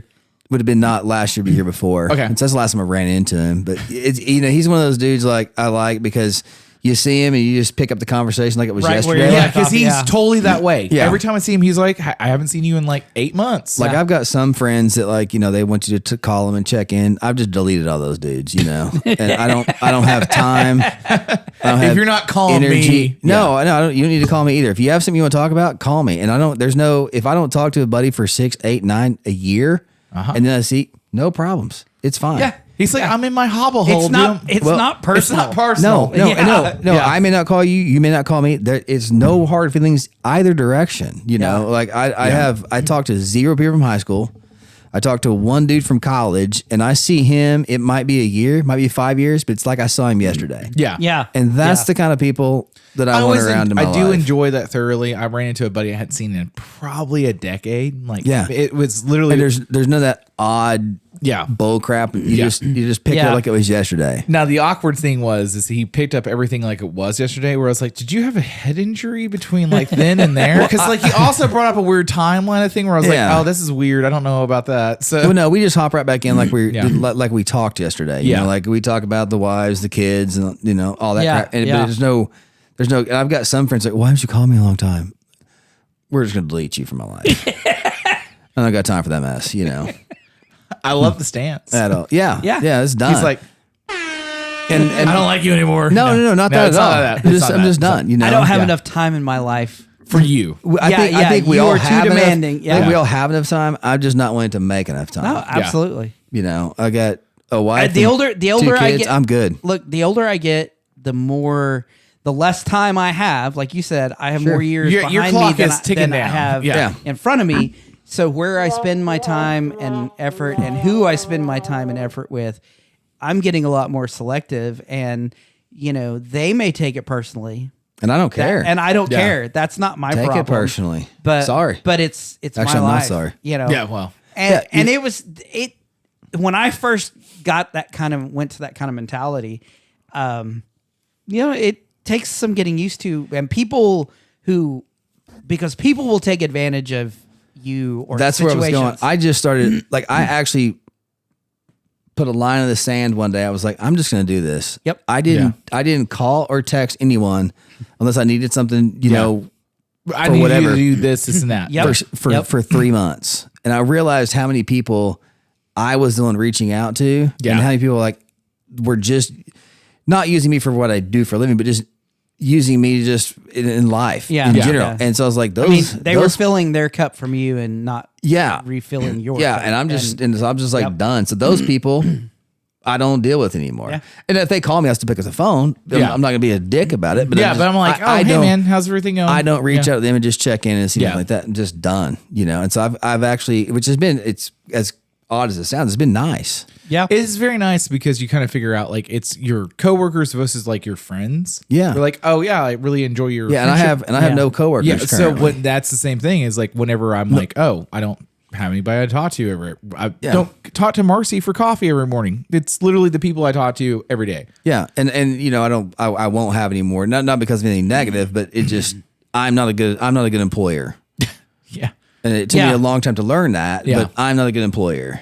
I'm not a great employee. Like I know that it's hard for you to manage me because I need to do this, and this, and be able to have these freedoms. And what's If crazy you is let me have that, I'm great. a great employee. Oh well, Whenever I worked for people, I mean it I think did. I'm on the opposite side of It that. didn't matter what like the last place worse was acoustic edge, and sometimes the boss there would tell us like you need to build this way. Okay, I'd build it full well knowing it wasn't going to work. But the one time I was like, hey, that's not going to fly. He got upset. Yeah. So I did things exactly the way he wanted it done. I showed up on time, stayed late, did whatever I needed to do. So I'm a great employee. I'm a terrible employer. Okay. Yeah. Yeah. And I become too friendly with them, Yeah. and I don't have any boundaries. And it's never burnt me, but I Yeah. feel like I've kind of burnt some people that have worked for me by Right. just getting to the point where I just can't deal with this anymore. Yeah. Like we're too close. It's fine. Well, it's not that we're too close. I just I don't know. It just becomes where I don't feel like there's any path forward anymore. Yeah. Yeah. And so and that's on me. It's not on them. And so I've realized I'm not a good employer. So I am solo. Yeah. And yeah, it works out other than sometimes people get impatient, but I mean, impatient is one of those things. Like I have clients all the time. We're like, is this going to be done by this time? Like, okay. There's a one way to cure impatientness: money. yeah. well, I told a dude today that like he dropped a seat off last week and I told him it'd be done at the end of next week. He called me today and he called me 3 times today. Yeah. Those are the clients I don't like. So I told him, I said, hey, my man, you can come pick it up next Friday as we discussed and not bother me again or come get it now. Right. There's no other option, dude. You're driving Yep. me crazy. Every time you call me, I have to You're stop what I'm stopping me. doing Yeah. and come over here. And the first 2 times I missed his phone call, I didn't get to the phone fast enough. I was like, ah. So the third time it was by me, picked it up, talked to him. That was fine. But yeah, I mean, I've had a few employees in my time, and Yeah. a couple of them are still in the still in the business, industry, yeah. and are doing great. Grant worked with me for a number of years. He's got GB Customs and Ty Yeah. worked with me for a number of years, and Yeah. he's got 7. Yeah. Dude, they're doing great. And I talked to both of them, and I'm happy for both of them. Yeah, like Tyler. Whenever I met you at the Lowrider show, and then Tyler Yeah, came. I was up. talking to Ty. Yeah, and so Tyler was like, "Yeah, I'd love to come on the podcast and all that." I was like, "Yeah, man." And he's like, "I just don't want him to have any hard feelings." I was like, "Well, he didn't say anything." Who, and then- me? Yeah, because he was. Oh no, I had no Well, hard it was feelings, just yeah. funny because you both said the same thing on the opposite side of the conversation. That was like the first day we had actually met back up since we split ways, and so I think I never had any hard feelings, which obviously whenever there's no other way to say it. He worked with me, and then we split ways. So I let him go. I don't want to say I didn't fire him because he did nothing wrong. Yeah, you're just like, we're just done with our partnership now. Yeah, it didn't work out. And again, that was on me. Yeah. The dude's super talented. He did nothing wrong. It was on me. Yeah. And it took me a while to realize that. But I realized that before we split ways. But that it was on me. And You're like, I'm just not a great manager, not a great boss. At all. Yeah. And he is super talented and does a phenomenal job. And so, I know there was some hard feelings toward me from that, which To be expected. 100% was expected. And so we had not ever linked back up. And then that day we did. And now we chit chat back and forth on Instagram and stuff like that. And but I've never had any that was the thing or is, issues toward him. He came up and he wanted to say the same thing, and you were like, and I was like, oh, okay, man, like I didn't what? And then all of a sudden you're like, I was like, hey man, it's nice to actually meet you again. Yeah. Like, what's going on? And you're like, by the way, like he's over here. I have no hard feelings. Yeah, Like, so I was like, what the fuck is going on over here? Like, you guys fucking make out in the parking lot? I mean, we probably did, but we chit chat that day for like half an hour, maybe 45 minutes. And so it was good for both of us to kind of clear the air. And it was funny because we just started chit chatting about work. Yeah. It's how it goes. Yeah. And then somebody came up, I think it was Lorenzo, one of our clients. He's like, hey, good to see you. And we were both like, I don't have any issues. Yeah. Because, as they say, time heals all wounds. I never had any issues, but again, fully understand that he did and why he did. Yeah. Right. And, and like I said, I've admitted it's on me any rate. But Yeah. it was really good to see the dude, and I'm glad he's doing great. And he's building some cool stuff. And Yeah, that was the thing. He was doing cool stuff. I was like, you're doing, dude, yeah. Each of you guys are both doing cool shit. So like, Yeah, I don't know if anybody's ever. Well, actually, I know a couple guys have because I hit him up. But I send work his way. Yeah. because I don't want to do it, and I'm trying to get completely out of the upholstery. Upholstery. Well, I still do motorcycle seats. Yeah. but I'm trying to get out of doing full interiors. Like I got to do, or I don't have to. I'm going to do Chris Whitaker's Blazer seats. Uh-huh. Yeah. And so, I'll do stuff like that, but like full interiors, I have one on the books that I promised years ago. So whenever it's time, I'll do it. And I have Zane's truck right now, and I promised it years ago. Yeah. And so I didn't realize that Zane was going to two-tone it, add turbos to his motor, put a new chassis underneath it, and take 2 years to get it to me or whatever. It's but Zane. Because he also, Zane's, You need to get him to promise to do Ingrid. no, I would, no. I would like him to teach me how to be able to do Ingrid, but I wouldn't make him do it. Do you want to learn how to do upholstery work or what? So I got my first car when I was, I was 11. I'd wanted a 510 Datsun, a B&W 2002, or a Volvo 142. And then I found a Volvo 142 in downtown Oklahoma City. Okay. It just happenstance. It was a whole weird thing. It's a other story. And then no interior in the car other than the seats and the back seat, and there's no carpet. There's and everything's kind of fucked up. Okay. So I brought the car back from brink of death. There's a whole other story for that. But then I wanted to learn how to do body work because the rockers were all rusted out. Went to auto collision repair at Metrotech, and they would not teach me how to do what I needed to do with an English wheel and like shape metal and all that stuff. So I kind of learned a lot of stuff. And then I had the car until I was 17, and then I met my now wife, and then I sheltered the car for 14 years. Pulled the car back out of storage after a long term, and then we went and did Italy to Paris with the car. And then I was like, I want to do all the things on the car, but I don't. I've been doing civil engineering design for so long. Like, Sure. I can design everything you want for your building and your footprint.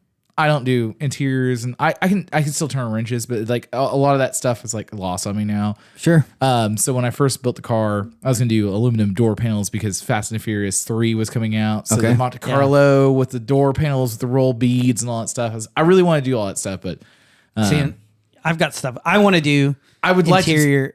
I've got an FJ60 that I want to do that, like seats, and because I want to get rid of the stock seats and actually like put FJ80 seats, something a Yeah. little more comfortable. But it's like, if I do that, I want to do like not just a stock seat in there. Sure. It'd be cool to have something done, but and then like the door panels and all that other bullshit. But that's one of those things where it's like, it's a cool idea, but Sure. I'm like, fuck, that's so out of my swim lane that. And the problem with most of it is that by the time they come to us, they're out of money. Yeah, no, 100%. Yeah, well, because everything else has been done. Yep. First, they This think year's- they're going to spend X on body work and it Yeah. costs Y, Yeah. and then the motor costs more, and then it needs to be rewired. Hey, your transmission's shot. Yeah. You need new wheels and tires, and then by the time they're there, they have nothing left. You're building a full interior. You need, I need $30,000. They're like, Yeah. nuh-uh. Well, and that was my They're thing. like, is- I got it's, three. Yeah, and so it's always a fist fight. Well, not always, but a lot of times it's a fist fight. You know. Yeah. So I could coincidentally sold some parts to a guy that lived off the pin, and he was like, "Oh, I had this little ranchero where he did a tuck and roll on," and I was like, "Oh, that's cool. Like, who did that?" And he goes, "I did." Yeah. So he starts telling me about how he bought the sewing machine to be able to go through all the thicker materials and all that stuff. I was Yep. like, "Oh, that's cool." And he's like, "So then." Selling some parts. A couple of years go by, and he goes, "Oh, you can buy that sewing machine for me now." I was like, "Well, And Jukies are not cheap. No, I don't have a Juki, but I use a Conso. Okay. It's just kind of what I learned on, and so I And just see- used that one. Yeah. And see, and I sew. My mom was a seamstress, so I grew Okay. up. So I actually know how. Like, I have a sewing machine. I have a Bernina, Okay. and then my parents did Yeah. machine embroidery for years, and I was doing that. And it's like, so I'm familiar with actually like doing it." doing Yeah. patterns. Like, I can Sure. make clothes, I can make quilts, all kinds of bullshit. But but it's like, again, I don't have. If you're doing upholstery work, it's a different type of machine. Yeah, because I have no idea how to make clothes, nothing. And, Yeah, and yeah, I yeah. didn't grow up learning it. When I was at Acoustic Edge, Kyle took one day and showed me how to run a machine, and then I just took the class. Yeah. Yeah. And then the next class, I had to teach it. And so but luckily it was, pretty basic. And then as Yeah. I've gone along, I've just figured out things. I think if you can work with your hands doing Yeah. one thing, you can Yeah. can work with your hands doing yeah, anything. yeah, And you can. yeah, and so I'm not good with computers. I'm not good with that kind of thing, but these work. Well, and that was the That's thing it. too. Is like, so my grandmother was a seamstress. She had a dry cleaning business. She did upholstery. She did some alterations and stuff like that. So my dad was like, "Oh, well, here's how you make a pillow." Because when I was in home ec, he's like, Yeah. dickhead, like here, do this." So I learned all that stuff. But then when I was getting into interiors, I actually had a guy quote me for the Black Wagon, an obscene amount of money over what I paid for the whole car. Sure. And I was like, well, I don't really want to do that for fake suede. And I think we're okay. And then so I'd sold the guy the parts, and then I had said, oh, I was going to get this recovered. And he's like, well, you can just buy the sewing machine. You'll figure it all out. And he quoted me an obscene amount of money for the fake suede. And I was like, and at the time at 22, I couldn't afford any of that. So I was like, I'll get to it later. Well, it seemed like run up and Alcantara is a down fake 59. suede, and I No, think that wasn't even Running an up option. and down 59th Street, 44th Street, black welder, yeah. That over wasn't even an there. option Yeah, for what I there's- was like. They were already like, oh, we're already done with all Yeah. this stuff. Well, and I think like Alcantara, which is a fake suede, I think right now it's about $145 a yard. Yeah, like at Yeah. that point, like Volvo so- was doing factory like Alcantara at that point, Yeah. where I was like, oh, I'd rather do that. And he's like, well, that's an extra like $100 a fucking square inch. I was like, basically, he didn't want, so he wanted $1,000 to pull the seats out of my car, which Yep. I didn't tell him I was going to leave the seats in. I was going to bring him the seats. Sure. The guy just made everything way over, like, because he was like, either you're going to pay he was this, or- pricing it because he didn't want to do it. but Yeah. yeah, and I was like, I mean, yeah, that's- well, and that was like, at the end of the day, I was like, well, if I just bring you the stuff and you just like here, because I even had this, like, I had takeoffs, Sure. like the cat skin. So I was like, just replicate this in Alcantara and then this. And he's like, oh no, so it's gonna be like $45,000. I'm like, no, I'm good, man. I'm like, I mean, that'd be like if somebody came to me and was like, "Hey, I want you to shoot my wedding." I'm gonna be like 10 grand because I don't want to. I don't want to it do it. depends on the wedding. And- It and- depends on the wedding. Yeah, But- some will pay that. yeah. no, Like, well, I mean, yes. it's like I'm gonna make it. Like I don't want to do it. I don't. Sure. It's but if I end up if you're like, okay, well, I'll do it, and Yeah. it's gonna be worth my while. Yeah. But Well, I mean, that's at that point, I felt when I walked into the guy that had the upholstery shop, there was a bunch of other money that was running through there that was clearly kind of shuffled behind the door Yeah. where it was Yeah. like, oh, you're getting there. Okay. Yeah. So when I came in with a legitimate business deal to be like, hey, can you do this for me? And it was like, just do one seat. Can they afford one? And like, it was a whole thing. I just got out of that so fast. And then when we started talking about the upholstery, like originally with Ingrid, I was like, well, I'm going to do like you remember when we were kids where it was the fake town car carpet map? Yeah. So that's going to be the floorboards of Ingrid. Okay. And I was like, because it'd be adorable. And then I was like, I don't really give a shit about anything else. I was like, I still would just strip the door panels down to bare aluminum. Because at this point, like everyone wants so much money for it. That's not going to really do that much work. They're going to spray 3M foam on it with MDF, and it's going to be. I'm like, I could do the same thing at home, and it's going to look like shit. Like, what if I would have paid you $4,500 to do this? Yeah, we quit using MDF. That's why whenever you brought that up 6 earlier, or 7 years ago. yeah, So we kind of switched from that to doing aluminum bases, and then now we use expanded PVC. okay, And so you can drop the stuff in water for 100 years and it years, doesn't swell or anything like that. You just got to be careful with where you put your clips and stuff so it doesn't warp. But other than that, man, it's great stuff, and it's super easy to router on. Yeah. And it's funny because if you like want to stack it together, you just use PVC glue like a plumber. yeah. Nice. Yeah. And Yeah, so you just yeah. use that stuff now. And I wish more people would. I mean, it is a little pricey, but if you're doing a higher end interior, and even if I wasn't, I'm not going to use MDF. Yeah, well, that was the thing is like, now this is like If I'm doing MDF, I'm doing like sub boxes. Like a sub enclosure. Yeah. You still Yeah. have those with MDF, or but custom boxes with drawers and all. Yeah, like something like that. custom Yeah. floor. It's like Yeah. with the hidden, like Yep. yeah. Like a Zane's trucker just finished up. His whole entire console is completely PVC. yeah. So the sides are 3/4, the top is 1/4, and then it's got cup holders that are made of stacked. So he has a very specific Stanley cup he drinks out of. Yes, Yeah. he does. He And does. so he gave me one of those to use, and so I made stacks of it, and then I wrapped them with leather, so it matches. Okay. And then his dash, I did little humps on both sides, and then I was gonna do all the way back down with it, but it just was gonna be a lot, so I actually fiberglassed those because I tried to use too much fiberglass anymore. Right. But it was a pretty small area. I mean, there's nothing wrong with it, but it's just a mess to work with. And Yeah. I've done Yeah, so much of it. Whenever that was a cool thing to do, like the whole entire trunk with fiberglass. You're it's like, I'm so all itchy I still. did. Oh, you did. I itch like crazy. So, Yeah.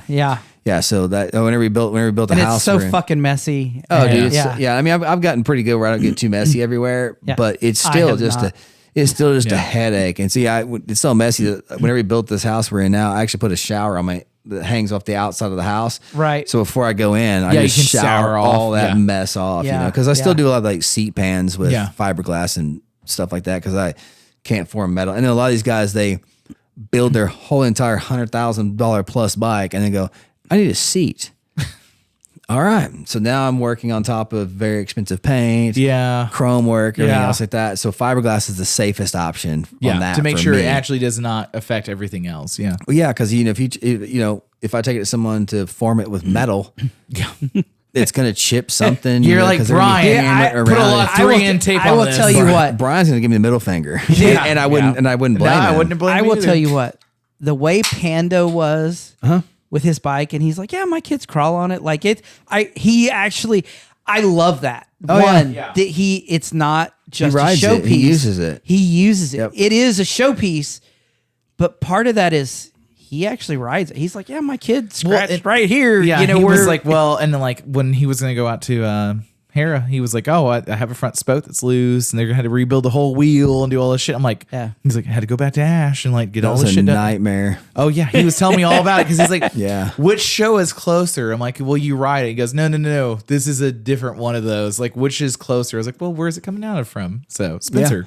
Yeah, he actually has I don't know if it's a scar still, but he has a spot on his calf where one of I think either his exhaust broke or he wasn't being careful, but he had engraving that was on his leg because it got hot and like burned it on there, Yeah. Damn. and sent me a picture. And I was like, oh my God, dude. Yeah, He's like, See, he homemade rides tattoo. Yeah. Yeah, he rides. I don't think he has any tattoos either. Yeah. No, I think he's the same as me. Like because we figured out we both went to middle school together. I was like, no, I don't have any tattoos. I'm pretty sure he doesn't either. I don't think so. How'd you? Yeah, I can't believe you made it this far in motorcycles and not a single tattoo anywhere. I really don't like needles. Okay. Yeah. I grew up. I don't either, but You got your Like- arms done. I've Yeah. got my whole back. Okay. My ass Yeah. is done. Okay. Like my back goes down when I went in to the guy. I was getting my back piece done, and he's like, and my chest is done. He's like, yeah, we're gonna take. How far down you want to go? And I was like, just right belt line. And he's like, He's like, how about this? And I was like, no. And He he's was like, how about "But this? yes." But yes. Yeah. And so, Get your yeah. cheeks done. Yeah. That Sweet. was. I hear that's not fun. It is not. No, I was fun. not there when it happened, but apparently it was not fun from everybody. I that told me have. about it. So I will say, so my back's not finished. Yeah. No, No, because every time he cancels the appointment. no, I don't. Oh, okay. I haven't had an appointment in a while, and Okay. I just the left side of my back was fine. Like I could go to sleep. Okay. The right side, like when there's like a line on my spine, he crossed. Everything on my right side is like excruciating, and I wonder why. it's nerves. It's Okay. it's a nerve thing, and then my ass that was Lit you up. dude. I did not know because you're like, oh, it's fat. It's Oh, I've heard cheeks hurt. yeah. Oh yeah. Yeah. And he's like, oh yeah, all your nerve endings are there. And because I was like, oh fuck, okay, like my whole arm's done to the ditch, and like my armpits are like he was down in my arm. My armpits aren't done, but Sure. it was close. It felt like he was in there. Yeah. And then I've got some on my legs, and Yeah. so how I'm like looking at that. How was that the inside of the thigh? it A little wasn't. spicy. Yeah, it wasn't too bad. Now, on the back here, I have a lantern somewhere. yeah, it's Yeah. right there. And I was over at Mindbender, and Bobby was doing that, and all of a sudden the power goes out. Oh, shit. And I was like, well, that's odd, Unfortunate timing. He's like, Yeah. well, you've got a lantern. Yeah. And so, they all pull their paintings out. They're outside painting, and we go outside, and a bus had hit a transformer or something. Yes. Yep. Uh-huh. So an hour and a half or whatever, because I canceled the day out, so I'm just hanging out. So an hour and a half later goes by, and the lights come back on. He's like, "We need to go get back after it." And I said, "Sure, let's go." Okay. That was a new level of pain Yeah. I've never going back. experienced in my life. And so for the first time ever, he's like, "Let's put a little numbing cream on this." And I still only lasted about 45 minutes before I called it. And Yeah. I'm known to sit pretty well. Like we did my entire rib cage. Yeah. I have your whole entire one side is not done. Yeah. Yeah.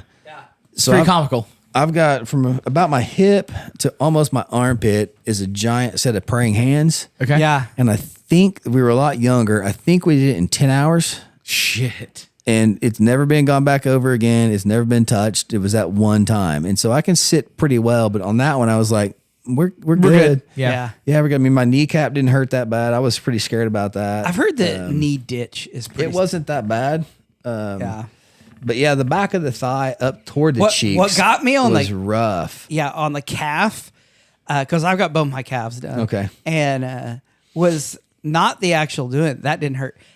But it was like after it was done, sitting down, you'd stand up and you could feel the blood rush down. Yeah. And I was like, oh, that's a little spicy. Well, Yeah. after I got my kneecap done, I went and grabbed my kid because he wasn't old enough to drive yet. We went straight to trails. Right. And we were going to run Blue, which was like 5.5 miles. Yeah. I made it about a mile, and I said, dude, we got to turn back. I said, We're done with this.